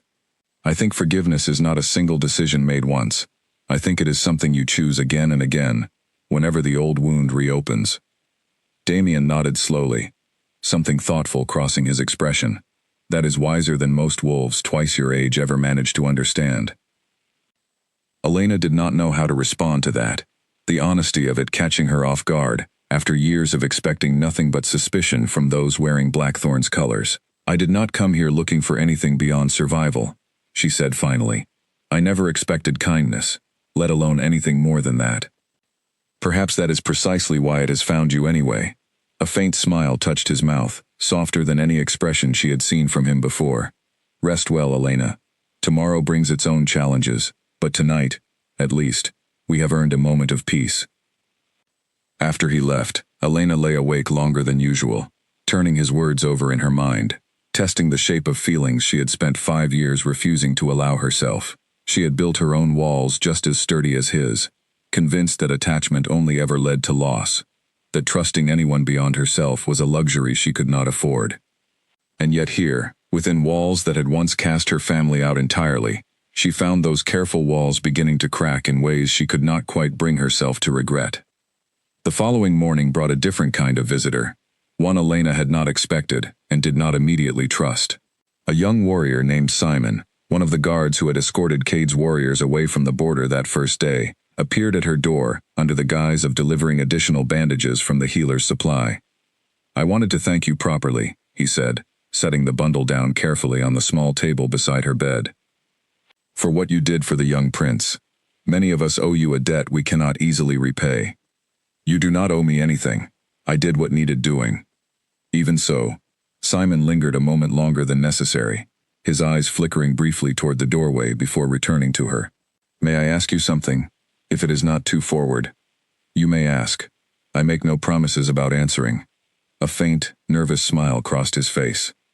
The wolves who attacked the young prince that morning, before Cade and his warriors arrived at our border. Do you believe they were working for Cade directly, or were they simply opportunists who saw a chance for profit? The question struck Elena as oddly specific, more carefully considered than casual curiosity would suggest, and she studied Simon with fresh attention. I do not know for certain, she admitted. Cade has resources enough to hire mercenaries, if he chose to. But I also know that a stolen heir is valuable enough to attract opportunists, with no connection to him at all. Why do you ask? No particular reason. Simply trying to understand the full shape of the threat we are facing. Simon's smile did not quite reach his eyes, and something about his tone left Elena with a faint, lingering unease she could not immediately explain. Thank you for your time. I hope you continue healing well. He left before she could ask anything further, and Elena found herself staring at the closed door for a long moment afterward, turning the strange conversation over in her mind. Perhaps it meant nothing. Perhaps Simon was simply an anxious young warrior trying to make sense of a threat that had disrupted the quiet routine of his life. But something about the careful way he had phrased his question stayed with her, a small splinter of doubt lodged somewhere she could not quite reach to remove. He left before she could ask anything further, and Elena found herself staring at the closed door for a long moment afterward, turning the strange conversation over in her mind. Perhaps it meant nothing. Perhaps Simon was simply an anxious young warrior trying to make sense of a threat that had disrupted the quiet routine of his life. But something about the careful way he had phrased his question stayed with her, a small splinter of doubt lodged somewhere she could not quite reach to remove. Later that same day, Elena mentioned the encounter to the healer, while her bandages were being changed, curious whether the older woman had noticed anything unusual in Simon's recent behavior. He has seemed distracted lately, now that you mention it, the healer admitted, tying off a fresh bandage with practiced hands. Distracted, and perhaps a little too eager to know things that are not truly his concern. I assumed it was simple nerves. Young warriors sometimes take threats to the pack more personally than seasoned ones do. Perhaps that is all it is. Perhaps. The healer's eyes met hers, sharp despite her age. But you did not ask me about him without reason. Trust that instinct. If it continues nagging at you, Instincts sharpened by hardship are rarely wrong. She mentioned it to Damien that evening, watching his expression carefully as she described the exchange. Simon has served faithfully for 3 years, Damien said, though a slight frown creased his brow as he considered her words. I have no reason to doubt his loyalty, but I will keep what you have told me in mind. These are uncertain times, and even trusted faces deserve careful attention when the stakes are this high. I do not want to accuse someone unfairly. You are not accusing anyone. You are simply telling me what you observed, and trusting me to weigh it appropriately. Damien's expression softened slightly. That trust means something to me, given how carefully you have guarded it until now. Elena felt a small warmth spread through her chest at his words, though the earlier unease from Simon's visit lingered stubbornly beneath it, refusing to fully dissolve. She told herself it was likely nothing, simple nerves given everything the pack had endured over the past week. But some old instinct, sharpened by years of watching for danger others failed to notice, refused to let the matter rest entirely. The days that followed brought a strange, fragile rhythm to Elena's life inside the stronghold. Her wounds continued healing steadily, each day bringing a little more strength back into her limbs. Leo's visits remained a constant, warm bright spot amid the underlying tension that hummed through the pack whenever talk turned to the eastern border. And her evenings with Damien grew steadily longer, conversations stretching later into the night, as the careful walls between them continued their slow, quiet erosion. The days that followed brought a strange, fragile rhythm to Elena's life inside the stronghold. Her wounds continued healing steadily, each day bringing a little more strength back into her limbs. Leo's visits remained a constant, warm bright spot amid the underlying tension that hummed through the pack whenever talk turned to the eastern border. And her evenings with Damien grew steadily longer, conversations stretching later into the night, as the careful walls between them continued their slow, quiet erosion. She began joining the pack for meals in the great hall once the healer allowed it, tentative at first, uncertain of her welcome among wolves, who had only recently learned her full history. Most treated her with cautious politeness, a few with open warmth, and a small handful with the same lingering suspicion Victor had shown in the council chamber. She learned to tell the difference quickly, a skill honed from years of reading danger in unfamiliar faces, and found herself grateful that the warm reactions outnumbered the cold ones more often than she had expected. A young mother named Clara, who tended the stronghold's gardens, approached her one afternoon with a plate of fresh bread, offering it shyly, before explaining that her own son had been close in age to Leo, and that she could not stop thinking about what might have happened if no one had been there to intervene that morning in the ravine. You gave every parent in this stronghold a reason to sleep easier, Clara said quietly. Whatever anyone else says about your past, that is worth more than they seem willing to admit. Small moments like these accumulated slowly, each one chipping away at the isolation Elena had carried for so long, until she found herself, for the first time in 5 years, beginning to imagine a future that included more than simply surviving one day into the next. One evening, as autumn winds began stripping the last leaves from the trees surrounding the stronghold, Damien arrived at her door, carrying 2 cups of warm tea, instead of his usual reports on border patrols. No news tonight? Elena asked, accepting the cup gratefully, as he settled into his usual chair. There is always news, Damien said with a faint, tired smile. Tonight, I simply chose not to lead with it. That is unlike you. Perhaps I am learning that some evenings deserve to be about something other than looming threats. He studied her over the rim of his own cup, something warm and unguarded in his expression that she had rarely seen from him before. How are you feeling? Truly. Not the healer's assessment. Yours. Elena considered the question seriously, surprised by how much thought it required. Stronger than I have felt in years. Not simply in body, though that too. Something about being here, being seen rather than merely tolerated, has done something I did not expect. I understand that feeling more than you might realize.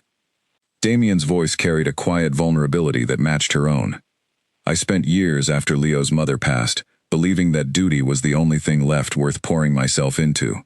Somewhere in the last week, that belief has started to feel considerably less certain. The silence that followed carried a weight neither of them rushed to fill, comfortable in a way that surprised Elena more than any words could have. She thought of Cade, of the 20 warriors still waiting somewhere beyond the border, of Simon's strange questions, and the unease they had left behind. But for this single evening, sitting across from a king who had somehow become something far more personal than gratitude alone could explain, she allowed herself the rare luxury of simply being present, without calculation, without fear of what tomorrow might demand of her. "May I ask you something?" she said finally, breaking the comfortable quiet. "Anything." "Why me? You could have kept your distance, offered gratitude and protection, without ever letting it become more than that. Kings marry for alliance, for strength, for reasons far more practical than whatever this is becoming between us. Why risk complicating something that could have stayed simple?" Damien considered the question seriously, turning his cup slowly between his hands before answering. "Because I have spent years choosing practicality over everything else, and I have watched it leave me hollow rather than fulfilled. Leo deserves a home filled with more than duty and careful calculation. I find, increasingly, that I want the same thing for myself." He met her eyes directly. "You did not calculate anything when you stepped into that clearing.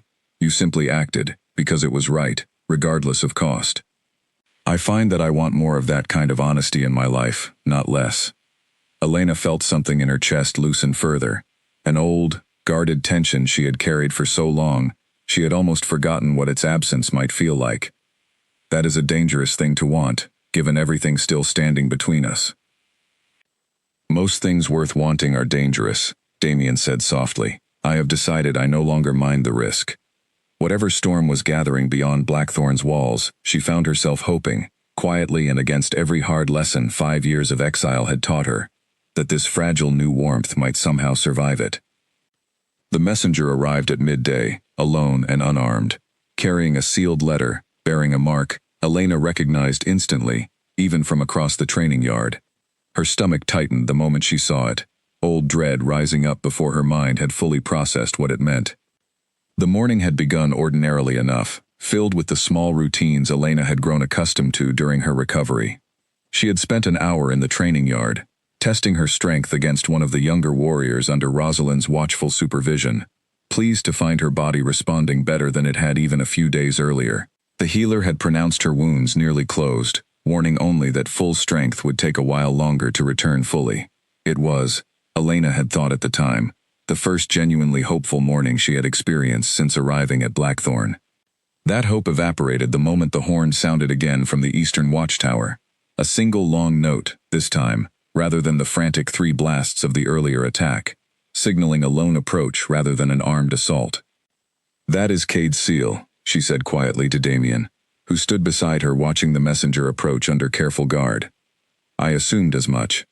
Damien's jaw tightened, as the messenger was escorted forward, the letter extended toward him with visible reluctance. "Speak your message, or hand over the letter. Either way, be quick about it." The messenger, a thin, nervous young wolf, who clearly wished to be anywhere else, bowed stiffly, before offering the sealed parchment. "My master instructed me to say only that he awaits your answer by sundown, 3 days from now. He said you would understand the terms once you read them." Damien broke the seal without further ceremony, unfolding the letter and scanning its contents with a expression that darkened further with each line. Elena watched him carefully, her own anxiety climbing with every passing second of silence. "What does it say?" she finally asked. Damien's eyes lifted to meet hers, grim and steady. "Cade formally challenges Blackthorn's claim over you. He demands either your return, along with an appropriate payment to settle what he calls the broken agreement between your families, or a formal contest of strength between our 2 packs, the outcome deciding the matter permanently. If we refuse both options, he considers it a declaration of war, and promises to treat it as such." Elena felt the words settle over her like a physical weight. She had known this moment was likely coming from the instant Cade's warriors first appeared at the border, but hearing it laid out in such precise, formal terms, made the reality of it sharper, more immediate than she had prepared herself for. A contest of strength, a war, numbers and consequences that would ripple far beyond her own life, touching every wolf who called Blackthorn home. "What does the contest entail, if he chooses that path?" she asked, her voice steadier than she felt. Damien scanned the letter again before answering. "A formal duel between champions, chosen by each pack, witnessed by neutral observers from surrounding territories. The losing pack forfeits its claim entirely, and the matter is considered permanently settled under old pack law. His expression darkened further. Cade would almost certainly name himself champion. He has never lost a formal duel in his life, by all accounts, and he knows it. Then he expects us to refuse that option and choose war instead, believing his numbers will overwhelm us regardless. That is my read as well. Damien's jaw tightened. The messenger shifted uncomfortably under the weight of the silence that followed, clearly eager to deliver his answer and depart before tensions escalated further. Damien folded the letter carefully, his expression unreadable now, before turning back to the young wolf. Tell your master that Blackthorn does not negotiate under threat, and will not be bullied into either surrender or a fabricated contest designed entirely on his terms. If he wishes to discuss this as equals, I will meet him at the border personally. If he wishes war instead, he will find us ready for it. The messenger bowed quickly and retreated without further words, clearly relieved to escape the tension crackling through the training yard. Once he had disappeared beyond the tree line, Damien turned to Elena, the weight of the decision already settling heavily across his shoulders. 3 days, he said. 3 days to prepare for whatever Cade decides to do next. He will choose war, Elena said with quiet certainty. Cade has never accepted a loss gracefully in his life. Rejecting his ultimatum outright only wounds his pride further, and pride has always mattered more to him than practical outcomes. Then we prepare for war. Damien's voice carried no hesitation, though something behind his eyes suggested the weight of that choice pressed on him more heavily than his outward calm revealed. I will not hand you over, Elena. Not now. Not ever. But I need you to understand what that choice may cost this pack. I understand it better than you know. Elena's voice steadied despite the fear coiling in her chest. That is exactly why I intend to fight beside you, whatever comes. I will not hide behind these walls while others bleed for a war that began because of me. Damien studied her for a long moment, something complicated passing behind his expression before he finally nodded. Then we prepare together. The following days brought a flurry of activity throughout the stronghold, warriors drilling constantly in the training yard, scouts dispatched in every direction to monitor Cade's movements, and the council convening repeatedly to finalize defensive strategies. Elena, though still not fully recovered, insisted on joining the training sessions, determined to rebuild her strength as quickly as possible. The training yard buzzed with a different energy now, purposeful and urgent, every warrior aware that the coming days might determine whether their homes still stood by the time winter arrived in full. Elena watched groups of warriors practicing formations she did not recognize, coordinated movements designed to hold ground against superior numbers, and found herself grateful, despite everything, for the sheer competence surrounding her. She spent hours each day working to regain her full strength, pushing herself harder than the healer strictly approved of, driven by the knowledge that whatever came at the border, she needed to be ready for it.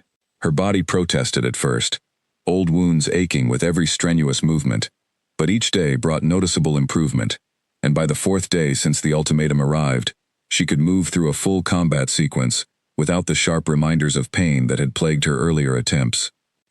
Rosalind oversaw much of the preparation, her sharp mind proving invaluable as she coordinated supply lines and defensive positions with practiced efficiency. She approached Elena one afternoon, during a brief pause in the drills, offering a water skin, along with an assessing look. You fight well for someone barely 2 weeks removed from wounds that would have ended most warriors permanently, Rosalind observed. Where did you truly learn to move like that? Necessity, Elena said simply, echoing the answer she had given Damien on that first day. And a woman named Mabel, actually. Before everything fell apart. She was not just the elder who helped me escape. She had once been a warrior herself, before age slowed her down, and she taught me more in stolen hours than most fighters learn in years. She sounds like she was remarkable. She was. Elena's throat tightened slightly at the memory. I think of her often, wondering if she survived what Cade did to her afterward. I never had the chance to find out. Rosalind's expression softened with something that looked like genuine sympathy. Perhaps, once this conflict is resolved, there will be an opportunity to learn her fate. Cade cannot hold every secret forever, not once his power here is broken. You sound very confident that we will win. I am confident in my king, and increasingly confident in you. Rosalind's mouth curved into something resembling a genuine smile. That combination has proven difficult to defeat before, and I suspect it will prove difficult again. Their conversation was interrupted by the arrival of another warrior, older and more weathered than most, who approached with a report on the eastern defenses. Elena recognized him vaguely from earlier training sessions, a steady presence named Owen, who commanded one of the stronghold's primary defensive units. The wall reinforcements are nearly complete, Councilwoman, Owen reported, offering a respectful nod toward Elena as well. Though I confess, I would feel considerably better if we had a clearer sense of when Cade intends to move, rather than simply waiting for his deadline to expire. Patience has never been a comfortable virtue during times like these, Rosalind agreed. But it is the only one available to us at present. Keep the reinforcements moving, and ensure the western approach receives equal attention. Cade is not a wolf who limits himself to the obvious path when a clever alternative exists. Owen nodded and departed to relay the instructions, and Elena found herself newly aware of just how much careful, unglamorous work went into preparing a pack for conflict, work that rarely earned recognition, but without which no battle could ever truly be won. As the days passed, Elena noticed Simon lingering at the edges of council meetings more frequently than seemed necessary for his official duties, always positioned close enough to overhear strategic discussions without appearing to actively listen. She mentioned this to Damien again, more insistently this time, and watched relief mixed with concern cross his face. I have had someone quietly watching him since our last conversation, Damien admitted. Nothing concrete has surfaced yet, but your instincts have not been wrong before. I will not dismiss this concern lightly, especially not with war on our doorstep. What happens if he is passing information to Cade? Elena asked. Every strategy we discuss, every defensive position we plan, becomes worthless the moment our enemy knows it in advance.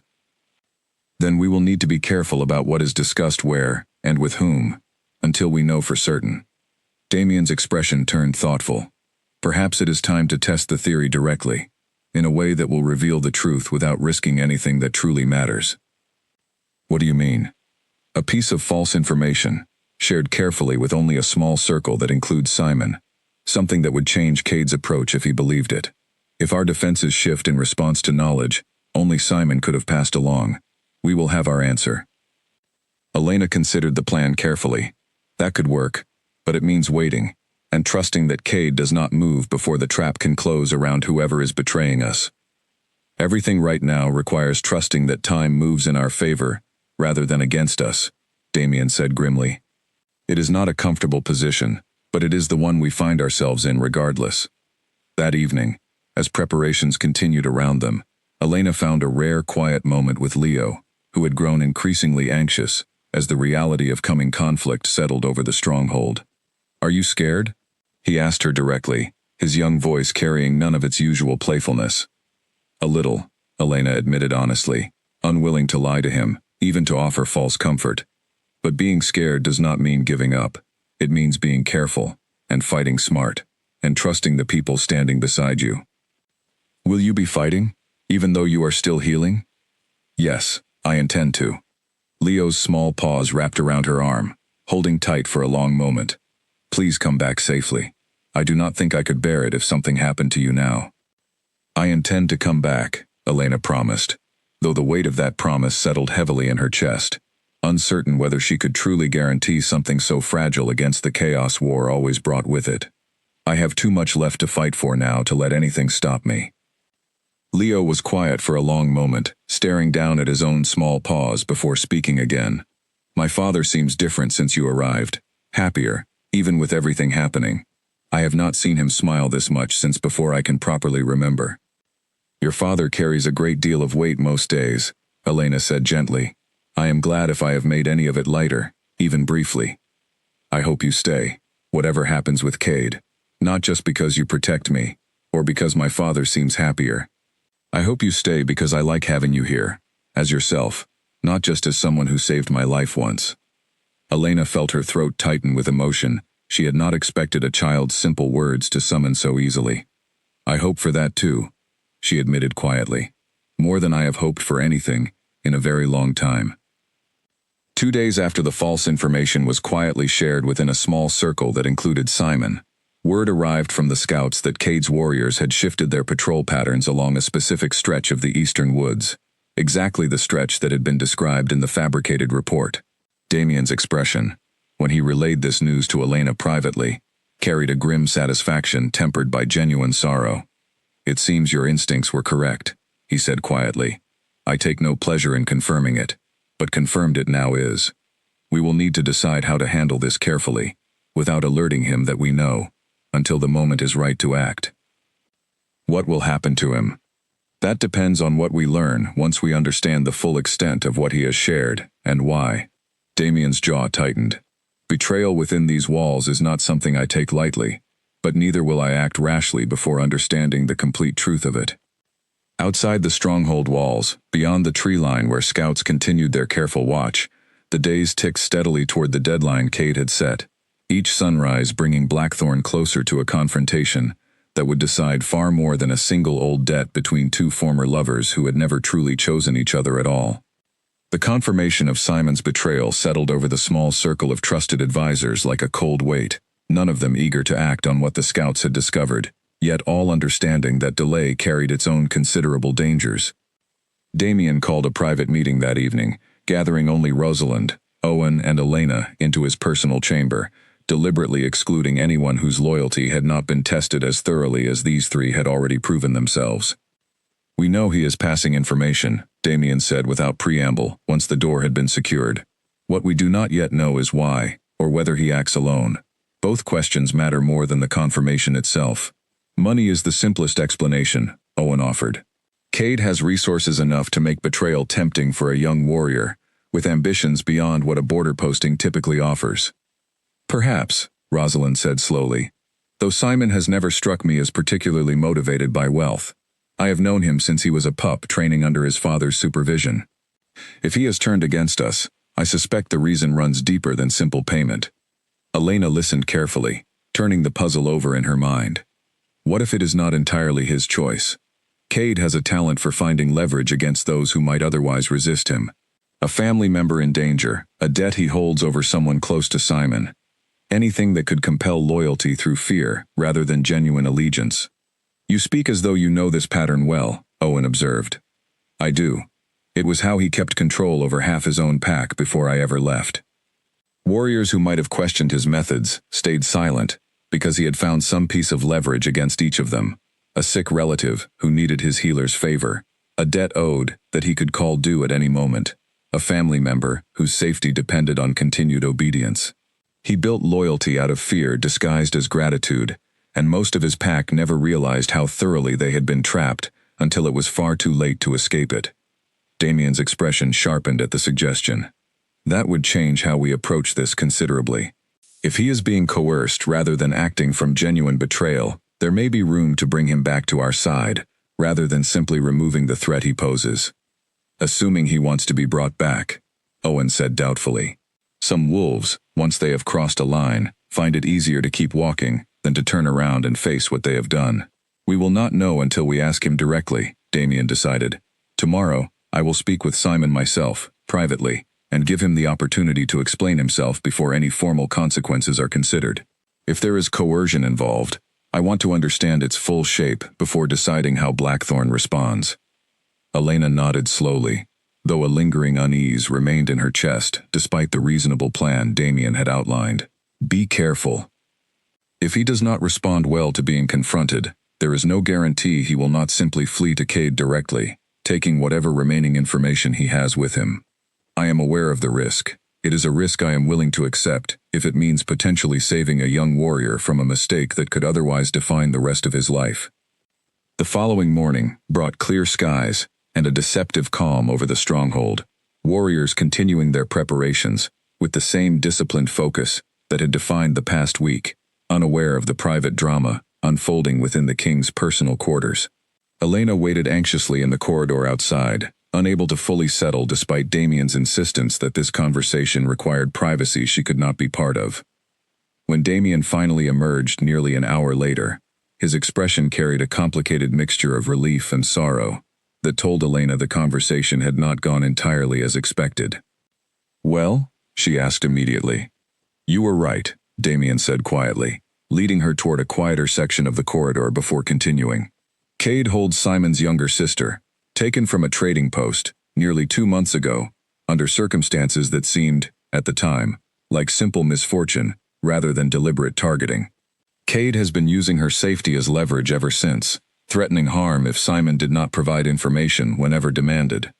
Elena's stomach turned at the revelation, old anger toward Cade rising fresh and sharp. That is exactly the kind of cruelty I described to you before. He does not simply defeat his enemies. He finds ways to own them completely. Elena's mind drifted briefly to her own years under the shadow of that same cruelty, the countless small moments where she had watched Cade smile warmly at someone in public, while quietly ensuring their compliance through methods no one else witnessed. She had told herself for years that leaving had been enough, that distance alone could protect her from what he was capable of. Standing here now, learning that his reach had extended all the way into Blackthorn's own ranks, she understood with fresh clarity that distance had only ever been an illusion of safety. Simon has been carrying this alone for 2 months, terrified that revealing the truth would result in his sister's immediate harm. Damien's jaw tightened with barely contained fury of his own. He wept when I confronted him, more relief than fear, as though the weight of the secret had become unbearable, long before we discovered it ourselves. What happens now? Now we find a way to free his sister, before this conflict reaches its conclusion, and we use Simon's knowledge of Cade's methods to our advantage, rather than treating him as an enemy who deserves only punishment. Damien's voice carried a new resolve. He will help us prepare a defense that accounts for exactly the kind of information Cade has been receiving, which means we can finally begin controlling what he believes about our true strength and positioning. Elena felt a complicated mixture of relief and lingering anger settle through her chest. Relief that Simon's betrayal carried a sympathetic explanation rather than simple greed. Anger that Cade's cruelty had once again reached beyond its intended target to harm someone entirely innocent of the conflict between them. This is exactly who he is, she said quietly. This is exactly what I tried to escape all those years ago. He does not simply want power. He wants to see how completely he can bend others to his will, regardless of the cost to people who never chose to be part of his ambitions. Then we will make certain this is the last time he succeeds in doing so, Damien said firmly, whatever it takes. The days that followed brought renewed urgency to Blackthorn's preparations, now guided by Simon's detailed knowledge of exactly what information Cade had received, and when. Working closely with Rosalind and Owen, the small circle began constructing a defense that appeared, from the outside, exactly as vulnerable as Cade currently believed it to be, while quietly reinforcing the true weak points that had never actually been shared. Simon himself, though clearly carrying deep shame over his forced betrayal, threw himself into the preparations, with a determination that spoke to genuine loyalty finally freed from its cruel constraints. He approached Elena directly one afternoon, finding her practicing combat forms alone, in a quiet corner of the training yard. I owe you an apology, he said without preamble, his voice tight with barely controlled emotion. Everything I asked you, that first conversation about the wolves who attacked the young prince, I was testing whether you suspected Cade's involvement. Information I would have been forced to share with him regardless of what I learned. You do not owe me an apology, Elena said gently, lowering her practice stance to face him directly. Cade forced an impossible choice on you. I understand better than most what that kind of coercion feels like, and how it can make even good wolves do things they would never otherwise consider. How can you forgive so easily? After everything he has already cost you? Elena considered the question carefully before answering. I do not think this is about easy forgiveness. I think it is about recognizing that the blame belongs entirely to the one who created the impossible choice, not to the one forced to navigate it as best they could. You did not choose to betray this pack. You chose to protect your sister, the only way Cade left available to you. Simon's shoulders sagged slightly with visible relief. Thank you for that. I did not expect understanding, especially not from someone who has suffered so directly because of my actions. We are, in our own ways, both survivors of the same cruelty, Elena said. That gives us more in common than either of us might have expected. Simon straightened slightly, something like renewed purpose entering his posture, for the first time since the truth had come to light. I want to help find a way to free my sister, once this conflict reaches its conclusion.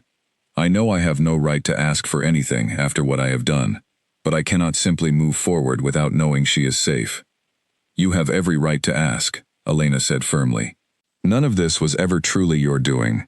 Once Cade's threat to Blackthorn is resolved, I promise you, we will not rest until your sister is found and brought home safely. Thank you. Simon's voice cracked slightly with emotion he clearly struggled to contain. I did not expect kindness after everything. I expected judgment, at best. Perhaps exile, at worst.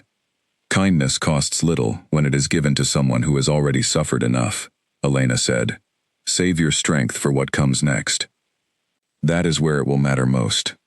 The days that followed brought renewed urgency to Blackthorn's preparations, now guided by Simon's detailed knowledge of exactly what information Cade had received and when. Working closely with Rosalind and Owen, the small circle began constructing a defense that appeared, from the outside, exactly as vulnerable as Cade currently believed it to be, while quietly reinforcing the true weak points that had never actually been shared. Rosalind spread a hand-drawn map of the stronghold and surrounding territory across the council table one evening, pointing to specific locations as she outlined the emerging strategy. Cade believes our strongest defenses sit along the northern wall, based on what Simon was instructed to report weeks ago. In truth, we have been quietly strengthening the eastern approach instead, exactly where any sensible commander would expect the true weakness to lie, precisely because it is the direction his own warriors would most naturally choose to attack. A trap built from his own assumptions, Elena said, studying the map with growing appreciation for the careful strategy taking shape. He will believe he has found an opening, when in truth, he will be walking directly into our strongest position. That is the intention, Rosalind confirmed. Though I will caution that Cade has never struck me as a commander who relies solely on straightforward assault. Whatever we prepare, we should expect him to attempt something less predictable as well. A secondary approach, designed to catch us focused entirely on the obvious threat. Then we prepare for both, Damien said, joining the conversation as he studied the map alongside them. Owen, I want a reserve force held back from both the northern and eastern positions, ready to respond wherever the true threat actually materializes. We will not be caught flat-footed by assuming Cade thinks as simply as his letter suggested. Owen nodded, already calculating troop positions in his head. I can have that reserve force ready by tomorrow morning, my lord, though it will thin our other positions somewhat to maintain it. A calculated risk is preferable to an uncalculated disaster, Damien said firmly. Make it happen.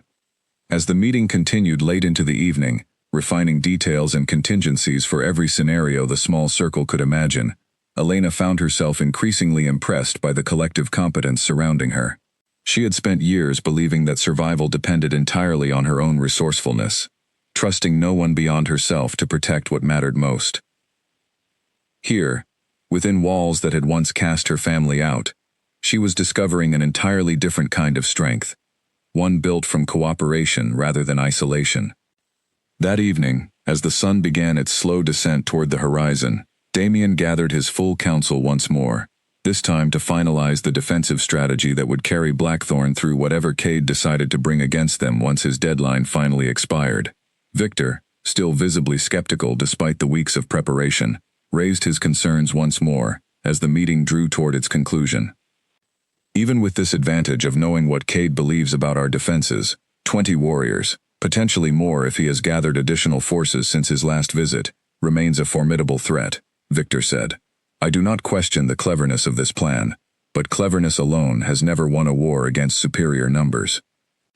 No, Damien agreed, but cleverness combined with warriors who understand exactly where and when to strike, combined with a defense that has been tested and refined for weeks rather than assembled in panic, gives us considerably better odds than Cade currently believes we possess. He expects an easy victory. We intend to make certain he finds anything but. Victor's expression remained skeptical, though he offered no further argument, and Elena understood that whatever remained of his doubt would only be resolved by the outcome itself, regardless of how thoroughly it was addressed beforehand. As the council meeting concluded and the various warriors and advisors dispersed to their final preparations, Damien found a quiet moment to pull Elena aside, his expression carrying a seriousness that suggested more than simple strategic concerns weighed on his mind. Whatever happens tomorrow, when Cade's deadline finally expires, I need you to promise me something, he said quietly. What is it? Promise me that if the fighting turns against us, if it becomes clear that staying only ensures your capture, or worse, you will retreat rather than continue fighting to the last breath. I cannot lose you to this, Elena, not after everything that has brought us to this point. Elena studied his face carefully, seeing the genuine fear beneath his composed exterior, the same fear she recognized in herself whenever she imagined losing him or Leo to whatever violence tomorrow might bring. I cannot promise that, she said honestly. I made a choice in that ravine weeks ago, and I have not regretted it since. I will not abandon this fight now, not when so much depends on its outcome. Then promise me you will be careful. That you will trust your instincts, and trust the warriors fighting beside you, and remember that surviving this matters as much as winning it. That, I can promise, Elena said softly, reaching out to rest her hand against his. Leo found them together a short while later, having clearly sought them out despite the late hour, his small face drawn with worry he could no longer fully hide. Damien pulled his son close, and for a long moment, the three of them simply stood together in comfortable silence, no words necessary to convey the fear and hope tangled together in equal measure. Whatever happens tomorrow, Leo finally said, breaking the silence, I want you both to know that these past few weeks have been the best I can remember since before my mother passed. I do not want that to end, no matter what Cade brings against us. It will not end, Elena promised, kneeling down to meet his eyes directly. We will make certain of that, together. Damien's hand found hers again, warm and steady, despite the uncertainty hanging over both of them. Together, he agreed quietly, whatever comes. Outside the stronghold walls, the sun continued its slow descent toward the horizon, marking the final hours before Cade's deadline would expire, and somewhere beyond the eastern tree line, 20 warriors, perhaps more now, prepared for whatever confrontation their leader had decided upon, unaware that the pack they intended to overwhelm had spent every one of those same days growing stronger, sharper, and more determined than Cade's calculations had ever accounted for.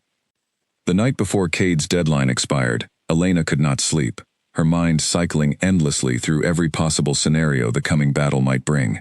She finally gave up trying and made her way to the training yard instead, hoping the familiar rhythm of practice forms might quiet the restless energy keeping her awake. She was not alone. Rosalind stood near the edge of the yard, wrapped in a heavy cloak against the night chill, her expression troubled in a way Elena had not seen from her before. Trouble sleeping as well? Elena asked, approaching carefully. Something like that. Rosalind's gaze remained fixed on the darkened tree line beyond the stronghold walls. I overheard something tonight that I have not yet decided how to handle, and it is weighing on me more heavily than I would like to admit. What did you hear? Rosalind hesitated, clearly weighing how much to share, before finally continuing. Victor met privately with someone near the western gate an hour ago, well after most of the stronghold had retired for the evening. I could not hear the full conversation, but I caught enough to understand that he was discussing terms, conditions, under which Blackthorn might avoid war entirely. Elena's stomach tightened. Terms with Cade? I believe so, though I did not see the other party clearly enough to confirm it directly. Rosalind's jaw tightened with visible frustration. Victor has never hidden his skepticism about this conflict. I did not expect that skepticism to translate into secret negotiations behind the king's back. We need to tell Damien immediately. I intend to.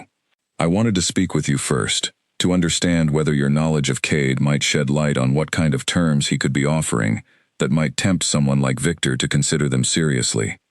Elena considered the question carefully, old patterns from her years watching Cade operate clicking into place.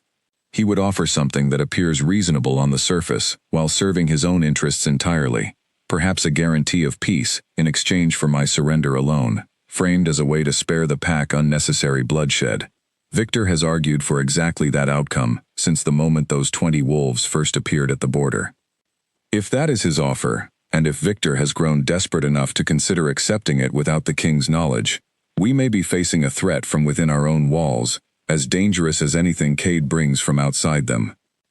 They found Damien still awake in his private chamber, poring over battle plans by candlelight, and his expression darkened considerably as Rosalind relayed what she had witnessed. Victor would not act so boldly without believing he had genuine support for such a move, Damien said grimly. If he intends to hand Elena over without my consent, he cannot do it alone. He would need cooperation from at least a portion of the guard, enough to override whatever resistance my personal warriors might offer. Then we need to know exactly how far this reaches before Cade's deadline expires tomorrow, Rosalind said. If Victor moves against your authority in the chaos of battle, believing it serves the pack's greater good, the consequences could prove catastrophic regardless of how our external defenses hold. Elena felt a cold dread settle through her chest, different from the fear of Cade's warriors but no less unsettling. I never wanted my presence here to fracture this pack from within. If confronting Victor risks tearing Blackthorn apart before Cade even arrives, perhaps the wiser choice is for me to leave quietly, removing the temptation entirely. Absolutely not. Damien's voice carried an intensity that left no room for argument. If Victor believes surrendering you solves this problem, he fundamentally misunderstands what Cade actually wants. Men like him do not stop once they receive what they demand. They simply find a new demand to make, having learned that intimidation works. Handing you over would not save Blackthorn.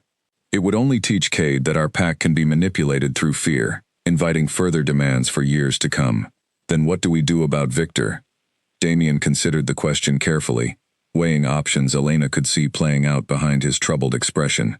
I will confront him directly, tonight, before he has the chance to act on whatever arrangement he believes he has secured. Better to resolve this within our own walls now, than to discover the full extent of the betrayal in the middle of tomorrow's battle, when the cost of confusion could prove far higher. They found Victor awake in his own quarters, seemingly unsurprised by the late hour of their visit, though something flickered across his expression when he saw all three of them standing together in his doorway. I assume this is not a social call, he said, setting aside the papers he had been reviewing. Rosalind witnessed your meeting near the western gate tonight, Damien said without preamble. I want to hear directly from you what terms you discussed, and with whom. Victor's composure cracked slightly, though he did not immediately deny the accusation. I met with an intermediary representing Cade's interests, yes. I make no apology for exploring whether this war can still be avoided before it costs this pack more than it can afford to lose. Without my knowledge or consent. Because I knew you would refuse to hear reason, Victor said, frustration finally breaking through his careful composure. My lord, I respect your gratitude toward Elena. I even respect the affection I have watched grow between you these past weeks. But gratitude and affection are luxuries a king cannot always afford, when the safety of an entire pack hangs in the balance.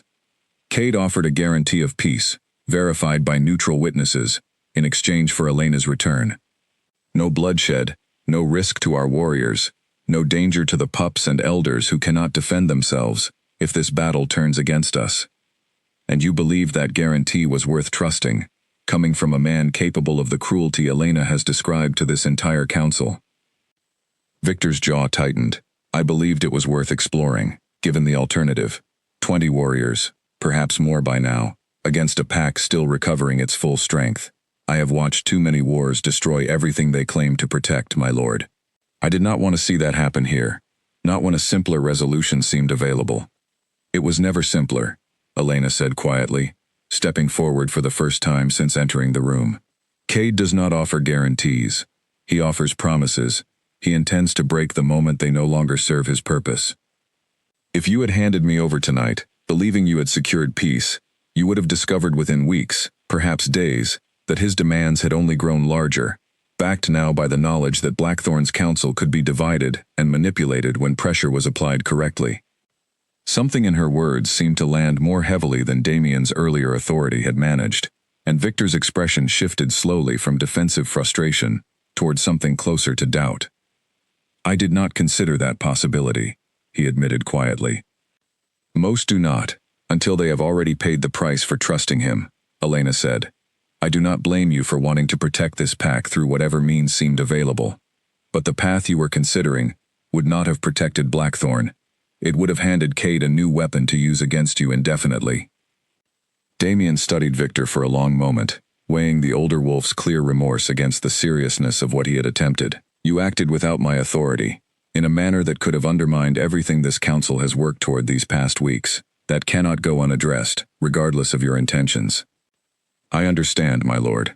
Whatever consequence you deem appropriate, I will accept it. For now, your consequence is this. You will stand with the rest of this council tomorrow, fighting alongside warriors you doubted, defending a decision you questioned, and you will trust that the strategy we have built together is sound. If we survive what comes, we will discuss further consequences once Blackthorn's immediate safety is no longer in question. Victor bowed his head, something like genuine relief crossing his features, despite the weight of what he had nearly done. Thank you, my lord. I will not give you further reason to doubt my loyalty. As they left Victor's quarters and made their way back through the quiet, torchlit corridors, Rosalind fell into step beside Elena, her expression thoughtful. That was more mercy than I expected the king to show, she observed. Perhaps, Elena said. But I understand something of what drove Victor to consider that path. Fear makes even reasonable wolves consider unreasonable solutions. I would rather see him fighting beside us tomorrow, having learned the truth about Cade's nature, than exiled and bitter, believing his judgment had been right all along. You are more forgiving than most would be, given everything Cade has cost you personally. Forgiveness is not the same as forgetting, Elena said quietly. I have not forgotten anything Cade has done. But I have learned that holding on to anger toward everyone who fears him, rather than reserving that anger for the man who creates the fear in the first place, only weakens the unity we need most right now. They reached the entrance to Elena's quarters, and Rosalind paused before continuing on her own way. Whatever tomorrow brings, I am glad Blackthorn found you in that ravine. This pack is stronger for having you within its walls, whatever doubts some among us have carried. Elena managed a tired but genuine smile. Thank you, Rosalind. That means more than you know. Alone in her quarters at last, Elena lay awake staring at the ceiling beams above her bed, turning over everything the night had revealed. Victor's near betrayal, Cade's continued manipulation, reaching even into Blackthorn's own counsel, the fragile unity that had somehow held despite every pressure testing it. Tomorrow would bring the confrontation they had all been preparing for, and whatever the outcome, she understood now that Blackthorn's true strength had never rested solely in its warriors or its walls, but in the willingness of its people, flawed and frightened as they sometimes were, to choose unity over fear when it mattered most. Sleep finally found her sometime before dawn, brief and restless, filled with fragmented images of ravines and battles, and small gray pups pressed against cold stone. When she woke again, the pale light of morning had already begun creeping through her window, and somewhere beyond the stronghold walls, the sun was rising on the day Cade's deadline would finally expire. Elena dressed quickly, her hands steadier than she expected given the weight of what the day would bring. She found Damien already awake, standing at the window of his own chamber, watching the eastern tree line, with an intensity that suggested he had not slept much more than she had. Today decides everything, he said quietly, without turning as she entered. Whatever comes, I am glad you are here to face it beside me, rather than somewhere far from this place, safe but alone. I would not have chosen anywhere else, Elena said, moving to stand beside him. Whatever happens today, we face it together, exactly as we promised. Below them, the training yard was already filling with warriors making their final preparations, weapons checked and rechecked, formations reviewed one last time, before the day's events would render further planning useless. Somewhere among them, Elena knew, Victor stood among warriors he had nearly betrayed. Simon stood among comrades, who now understood the burden he had carried alone, and Owen coordinated the final placement of the reserve force that might yet prove decisive in whatever chaos the day would bring. The sun is nearly fully risen, Damien observed. Cade's deadline expires at midday.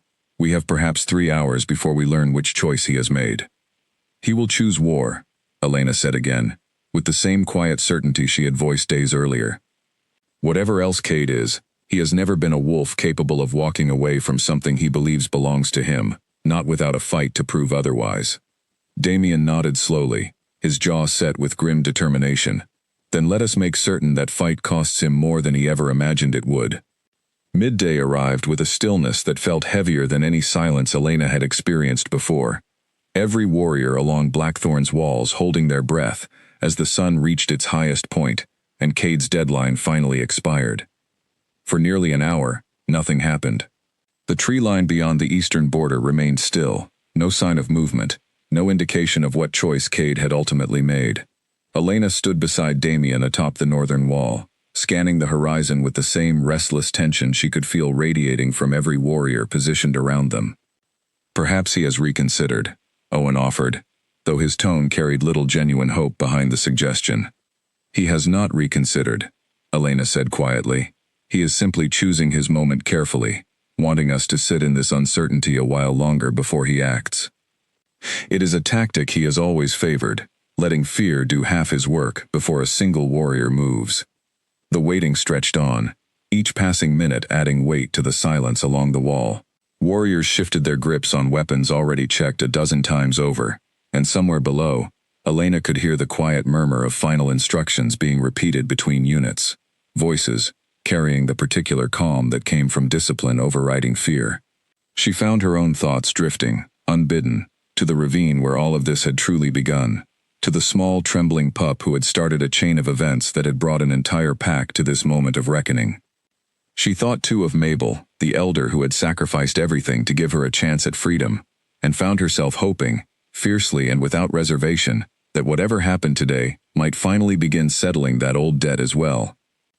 As if her words had summoned it, a horn sounded from the eastern watchtower, 3 sharp blasts that echoed across the stronghold and sent every warrior scrambling into their final positions. Elena's heart pounded as she caught her first glimpse of movement at the tree line, dark shapes emerging in far greater numbers than the 20 who had stood there weeks before.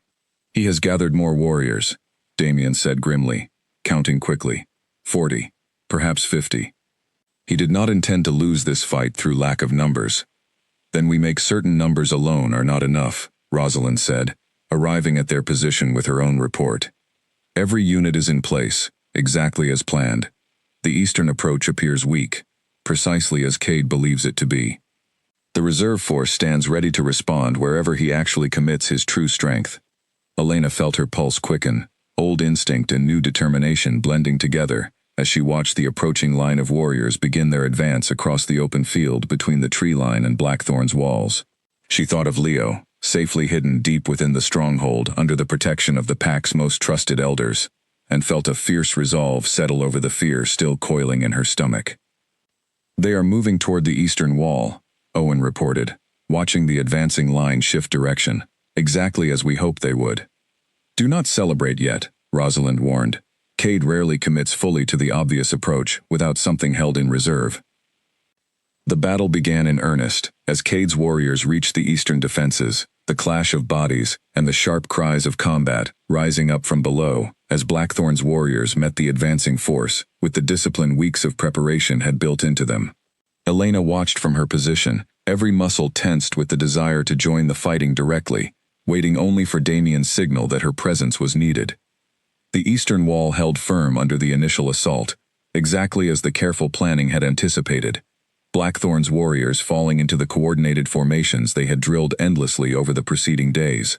Elena watched with a swelling mixture of pride and anxiety, as the defenders repelled wave after wave of Cade's warriors, each attempt to breach the wall meeting disciplined resistance, rather than the disorganized panic Cade had clearly expected to find. "They are struggling to gain any real ground," Owen reported, watching the engagement with a professional eye. "Whatever advantage Cade believed the eastern approach offered him, our defenses are proving considerably sturdier than his information suggested." It came sooner than expected. A second horn sounded, this one from the western watchtower, sharp and urgent, confirming Rosalind's earlier warning.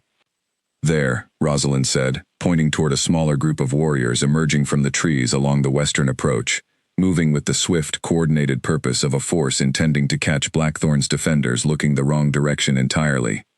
"As I suspected, this is his true strike." "Send the reserve," Damien ordered immediately, and Owen relayed the command with practiced efficiency, warriors already moving to intercept the western threat before it could gain the advantage Cade had clearly hoped for. Elena caught sight of a familiar figure leading the western assault, tall and confident, even amid the chaos of battle, and her stomach tightened with recognition. Cade himself had chosen to lead this secondary strike personally, clearly believing it would prove decisive, while his larger force occupied Blackthorn's attention along the eastern wall. "I need to be down there," Elena said, already moving toward the stairs leading down from the wall. "Elena," Damien's voice carried urgent concern, but she was already descending, driven by a certainty she could not fully explain, a sense that whatever conclusion this conflict reached, it needed to include a confrontation between herself and the man who had spent years trying to control her fate. She reached the western defense in time to see Blackthorn's warriors holding their ground against Cade's smaller but fiercer strike force, the reserve arriving just in time to prevent the breach that had clearly been the intention all along.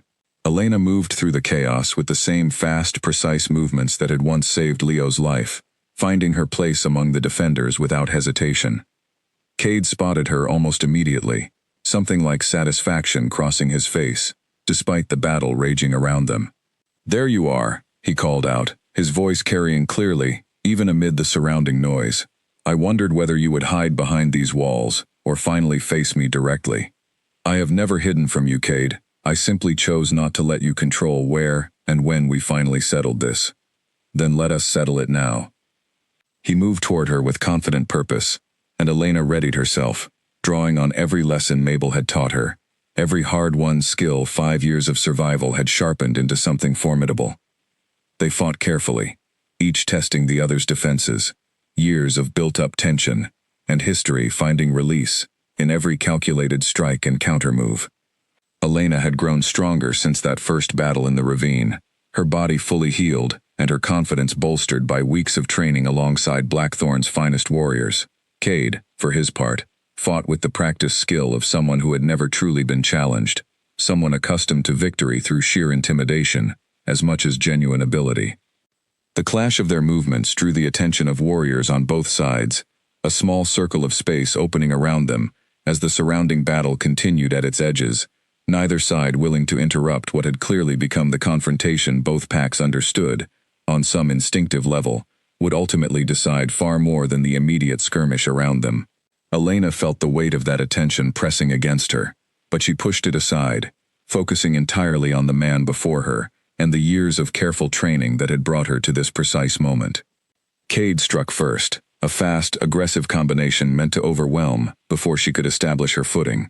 But Elena had faced far worse in that ravine weeks ago, had fought through 5 wounds without ever fully yielding ground, and she met his aggression with a calm precision that seemed to unsettle him more than any counterattack could have.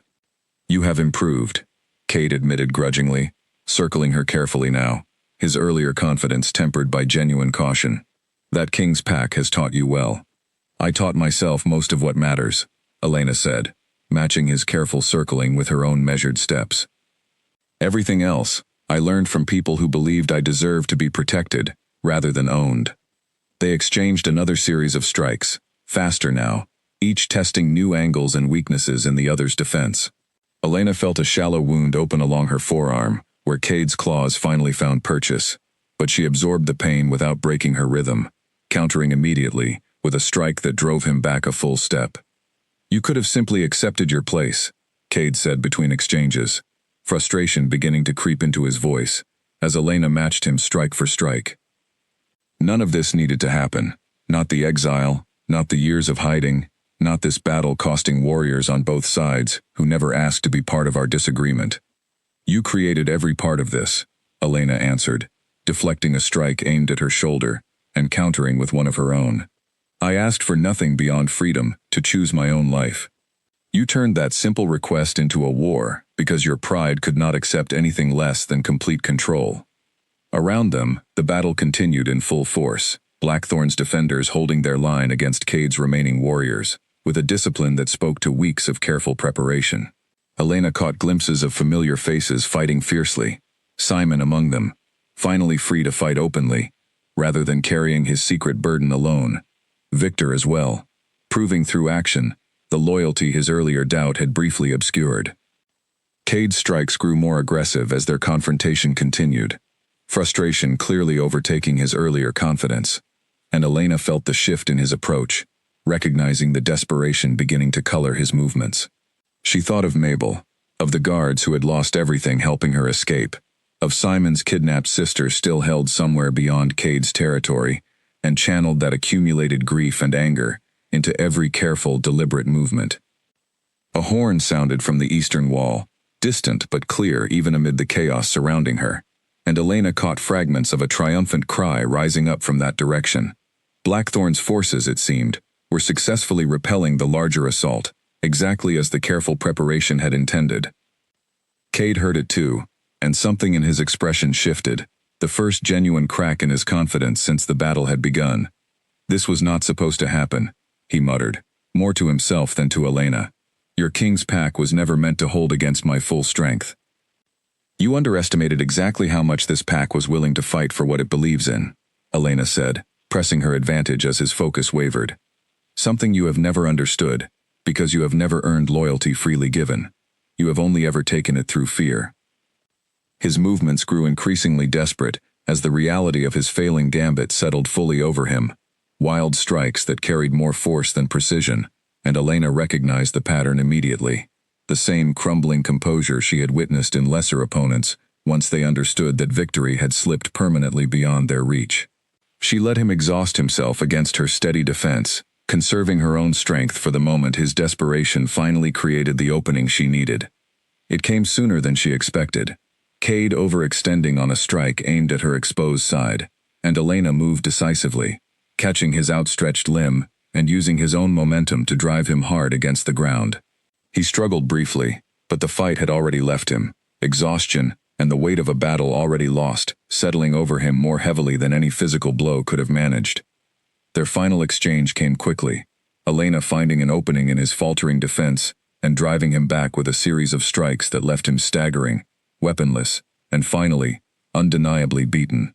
She stood over him, breathing hard, every instinct urging her to finish what years of history had built toward, and yet something held her back, some deeper understanding of what kind of victory she truly wanted to claim. "Yield," she said, her voice carrying clearly despite her exhaustion. "This ends now, Cade, not through your death, but through your defeat, witnessed by every warrior on this field.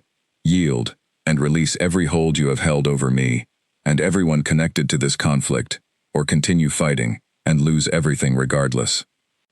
Cade stared up at her, humiliation and fury warring behind his eyes, before finally, slowly, he lowered his gaze in reluctant submission. "I yield," he said, the words clearly costing him more than any physical wound could have. The remaining warriors from his Western strike force, seeing their leader defeated, quickly followed his example, weapons lowering across the battlefield as word spread that the Western confrontation had reached its conclusion.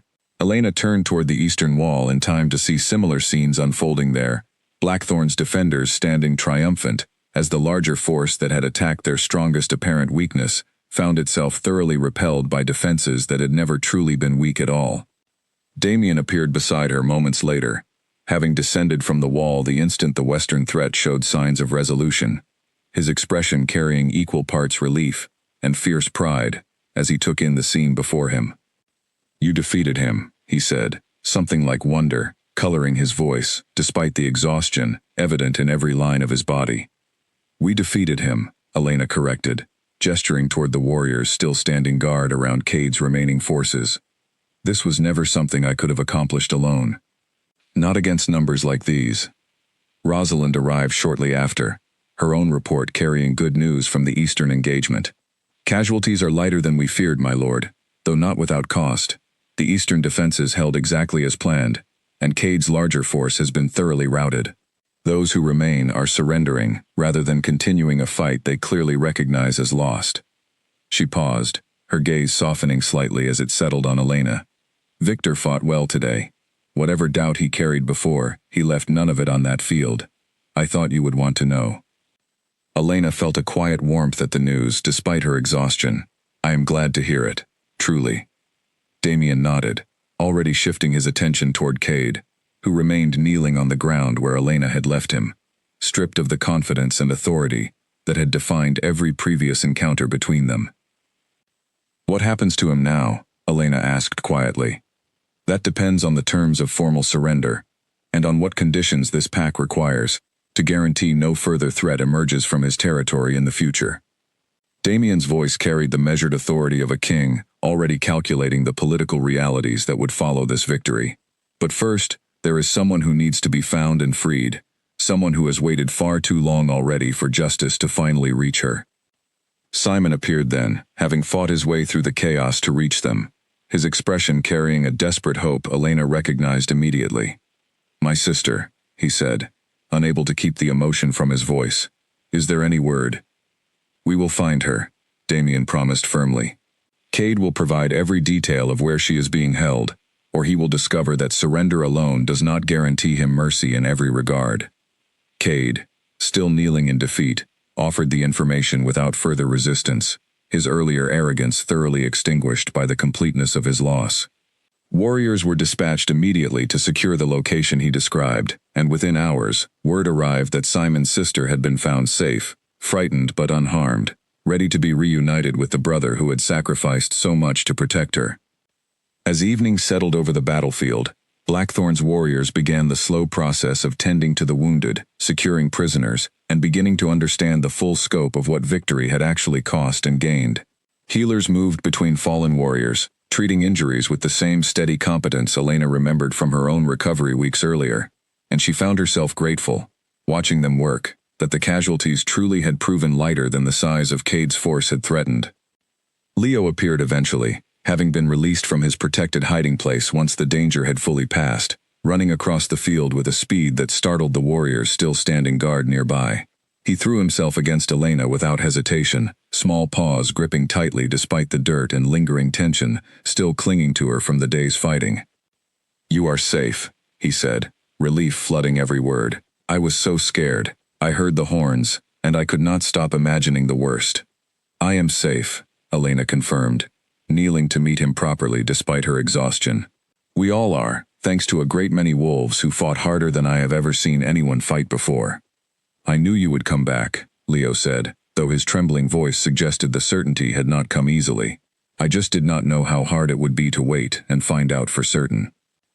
Damien joined them, resting a hand gently on his son's shoulder, and for a long moment, the three of them simply stood together amid the slowly settling chaos of the battlefield, gratitude and exhaustion mingling into something that felt, despite everything, remarkably close to peace. Elena found herself standing beside Damien near the eastern wall, watching the last of the day's light fade over a field that had witnessed both terrible violence and, ultimately, a hard-won peace. "It is over," she said quietly, still struggling to fully believe the words even as she spoke them. "This particular battle is over," Damien agreed, reaching for her hand.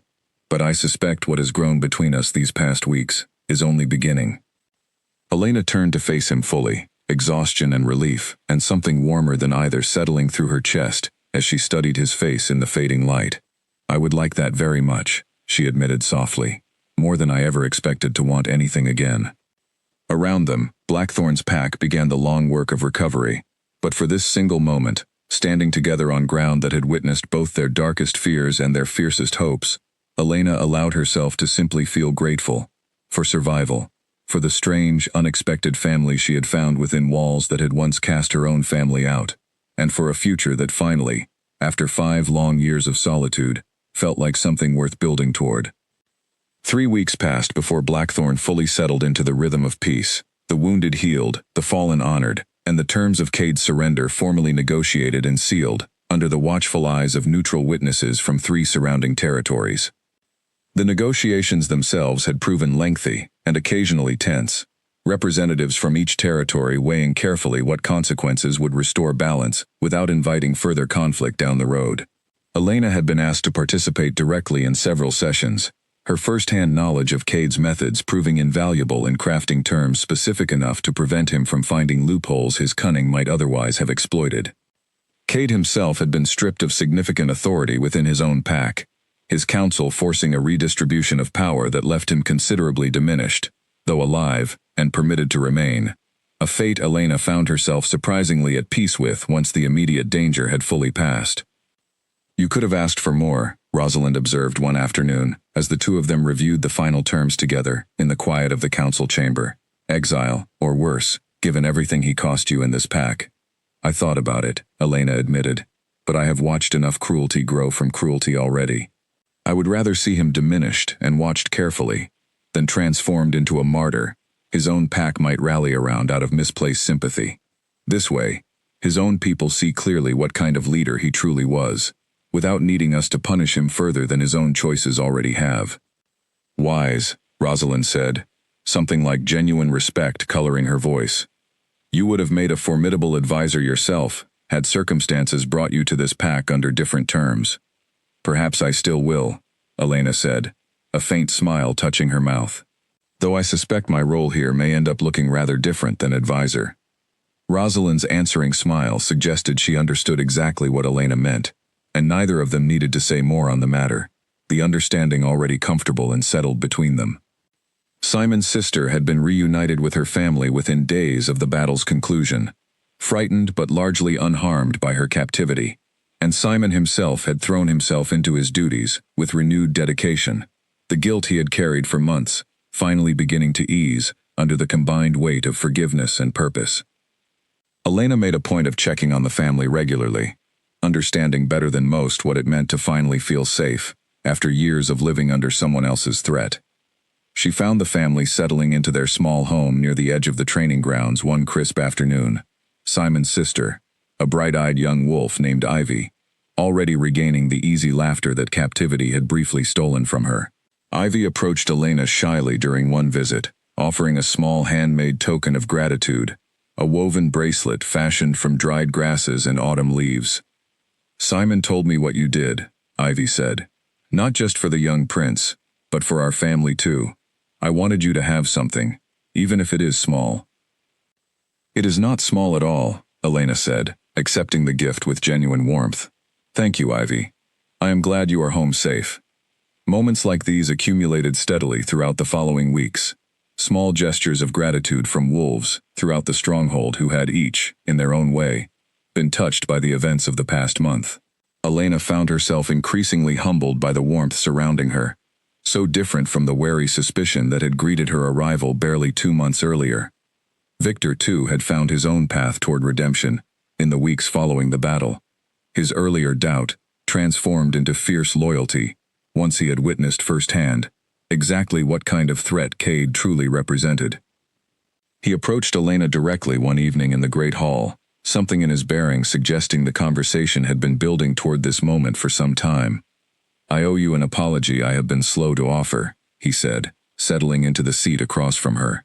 I doubted you from the moment you arrived, and that doubt nearly led me toward a decision that could have cost this pack everything we ultimately gained. You were trying to protect your people, Elena said. I understand that instinct better than most. Perhaps, but understanding does not excuse poor judgment. Victor's expression carried genuine humility. I have watched you these past weeks, in the healer's den, in the council chamber, on that battlefield. Whatever doubts I carried about your presence here, they were unfounded, and I regret every moment I allowed fear to cloud what should have been obvious from the beginning. This pack is fortunate to have you within its walls. Elena felt something warm settle in her chest, at the sincerity behind his words. Thank you, Victor.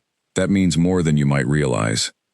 As autumn deepened into the first cold edges of winter, Elena found herself increasingly settled into the rhythms of Blackthorn life, in ways that would have seemed impossible only a few months earlier. She trained regularly with the pack's warriors, her skills sought after by younger fighters eager to learn the techniques that had carried her through battles most of them could barely imagine surviving. She spent long afternoons with Leo, finally beginning the combat lessons she had promised him weeks before, watching with quiet pride as his natural talent began to emerge under careful guidance. Clara, the gardener who had first offered her friendship with a simple plate of bread, became a genuine confidant over those weeks, the two of them sharing quiet mornings in the garden as the last of the season's vegetables were gathered before the coming frost. Elena found herself, for the first time in longer than she could remember, building the kind of easy friendships she had assumed her past made impossible. You seem different than the woman who first arrived here, Clara observed one morning, working alongside her among the rows of drying herbs. Lighter, somehow, despite everything that has happened since. I feel different, Elena admitted. I spent so many years believing that safety meant needing nothing from anyone. It turns out, I simply had not yet found people worth needing. And her evenings, more often than not, belonged to Damien, their careful walks through the stronghold grounds growing into something neither of them bothered denying any longer. A partnership, built from shared hardship and mutual respect, that had blossomed, slowly and surely, into something considerably deeper.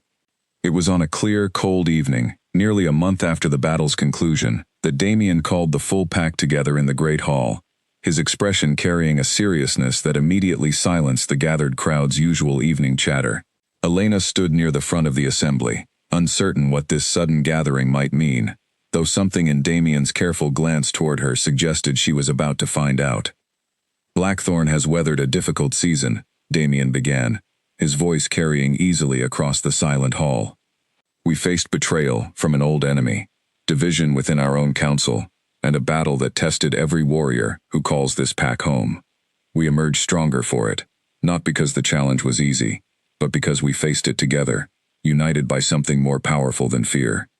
He paused, his gaze finding Elena's across the crowded hall. "Weeks ago, a lone wolf stepped out of these very trees to save my son's life, knowing nothing of what that choice might cost her, expecting nothing in return beyond the simple certainty that it was the right thing to do. She bled 5 times that morning, and she has bled again since, fighting not just for my son, but for every wolf who calls Blackthorn home." A murmur moved through the crowd, warm rather than suspicious now, and Elena felt her heart pounding as Damien continued. "I have watched her earn the trust of this council, the loyalty of this pack, and the love of my son, not through any calculated effort, but simply by being exactly who she has always been, honest, fierce, unwilling to abandon what she believes in, regardless of the cost." He crossed the distance between them, taking her hands in his own, as the entire hall watched in rapt silence. "Elena Voss, I am not asking you to be my queen out of gratitude, or obligation, or even simply because my son adores you, though he certainly does. I am asking because somewhere in these past weeks, you became the person I want beside me, for whatever comes next, in peace, as fiercely as you stood beside me in war." Elena felt tears gathering that she made no effort to hide, the weight of 5 years of solitude finally lifting fully from her shoulders, as she looked around the hall at faces that had once regarded her with suspicion, and now offered nothing but warmth and welcome. "I spent 5 years believing I would never belong anywhere again," she said, her voice carrying clearly, despite the emotion thickening it, that the only way to survive was to need no one, to trust no one, to expect nothing from a world that had already taken everything from me once before. You, and Leo, and this entire pack, have proven that belief wrong, in every way that matters." She met Damien's eyes directly. "Yes, I will stand beside you, not out of gratitude, but because I choose it, freely and completely, exactly as I chose to step into that clearing weeks ago." The hall erupted into celebration, warm cheers rising up from wolves who had watched this unlikely story unfold from its earliest, most uncertain beginning. Leo pushed through the crowd to reach them, throwing himself against both of them at once, his young voice nearly lost in the surrounding joy. "I knew it," he said, laughing despite the tears also gathering in his own eyes. "I knew from the very first morning that you belonged here with us." Elena knelt to embrace him properly, gratitude overwhelming every careful wall she had once built to protect herself from exactly this kind of vulnerability. "You were right," she admitted. "You were right from the very beginning." Rosalind approached soon after, offering a rare, unguarded smile as she watched the celebration unfold around them. "I believe congratulations are in order, though I suspect you already know how deeply this pack supports the choice you have made tonight. I could not have imagined this outcome when I first woke in the healer's den, wounds still fresh, uncertain whether Blackthorn would even allow me to stay through the week," Elena admitted. "Thank you, Rosalind, for the guidance you offered along the way. I do not think I would have found my footing here nearly as quickly without it." "You found your own footing," Rosalind said. "I simply pointed toward the path. You were the one who chose to walk it, difficult as that choice often proved to be." Victor, too, found a moment to offer his own congratulations, his earlier doubt now replaced entirely with genuine warmth. "This pack is fortunate," he said simply. "I look forward to seeing what future you and the king build together." Later that evening, as the celebration continued around them, Elena found a quiet moment alone with Damien, near the same window where she had first watched Blackthorn's warriors gather to face Cade's threat weeks earlier. The eastern tree line stood peaceful now, No dark shapes waiting at its edge. No horns sounding warnings of approaching danger. Only the quiet stillness of a territory finally at rest. "Do you regret any of it?" Damien asked quietly. "The wounds, the danger, everything that brought you to this moment?" Elena considered the question seriously, thinking back over every difficult step of the journey that had led her here. From that first desperate scream in the ravine, to this quiet celebration surrounded by a pack that had become, against every hard lesson her past had taught her, something like family. "Not for a single moment," she said finally, resting her head against his shoulder as the last of the evening light faded beyond the window. "Every wound I carried was worth this. Every risk, every fear, every hard choice that brought me here. I would make the same choice again, 100 times over, if it meant arriving at exactly this place, with exactly these people, exactly this life." Outside, the stars began to emerge over Blackthorn's peaceful territory, and inside the great hall, the celebration continued long into the night, marking not just the end of a dangerous conflict, but the beginning of a future that Elena, after 5 long years of solitude and fear, had finally allowed herself to believe she deserved. The pack that had once cast wolves like her aside now welcomed her not merely as a guest, but as one of their own, bound not by blood or obligation, but by the far stronger ties of choice, courage, and a love that had grown from the unlikeliest of beginnings into something neither of them would ever again take for granted.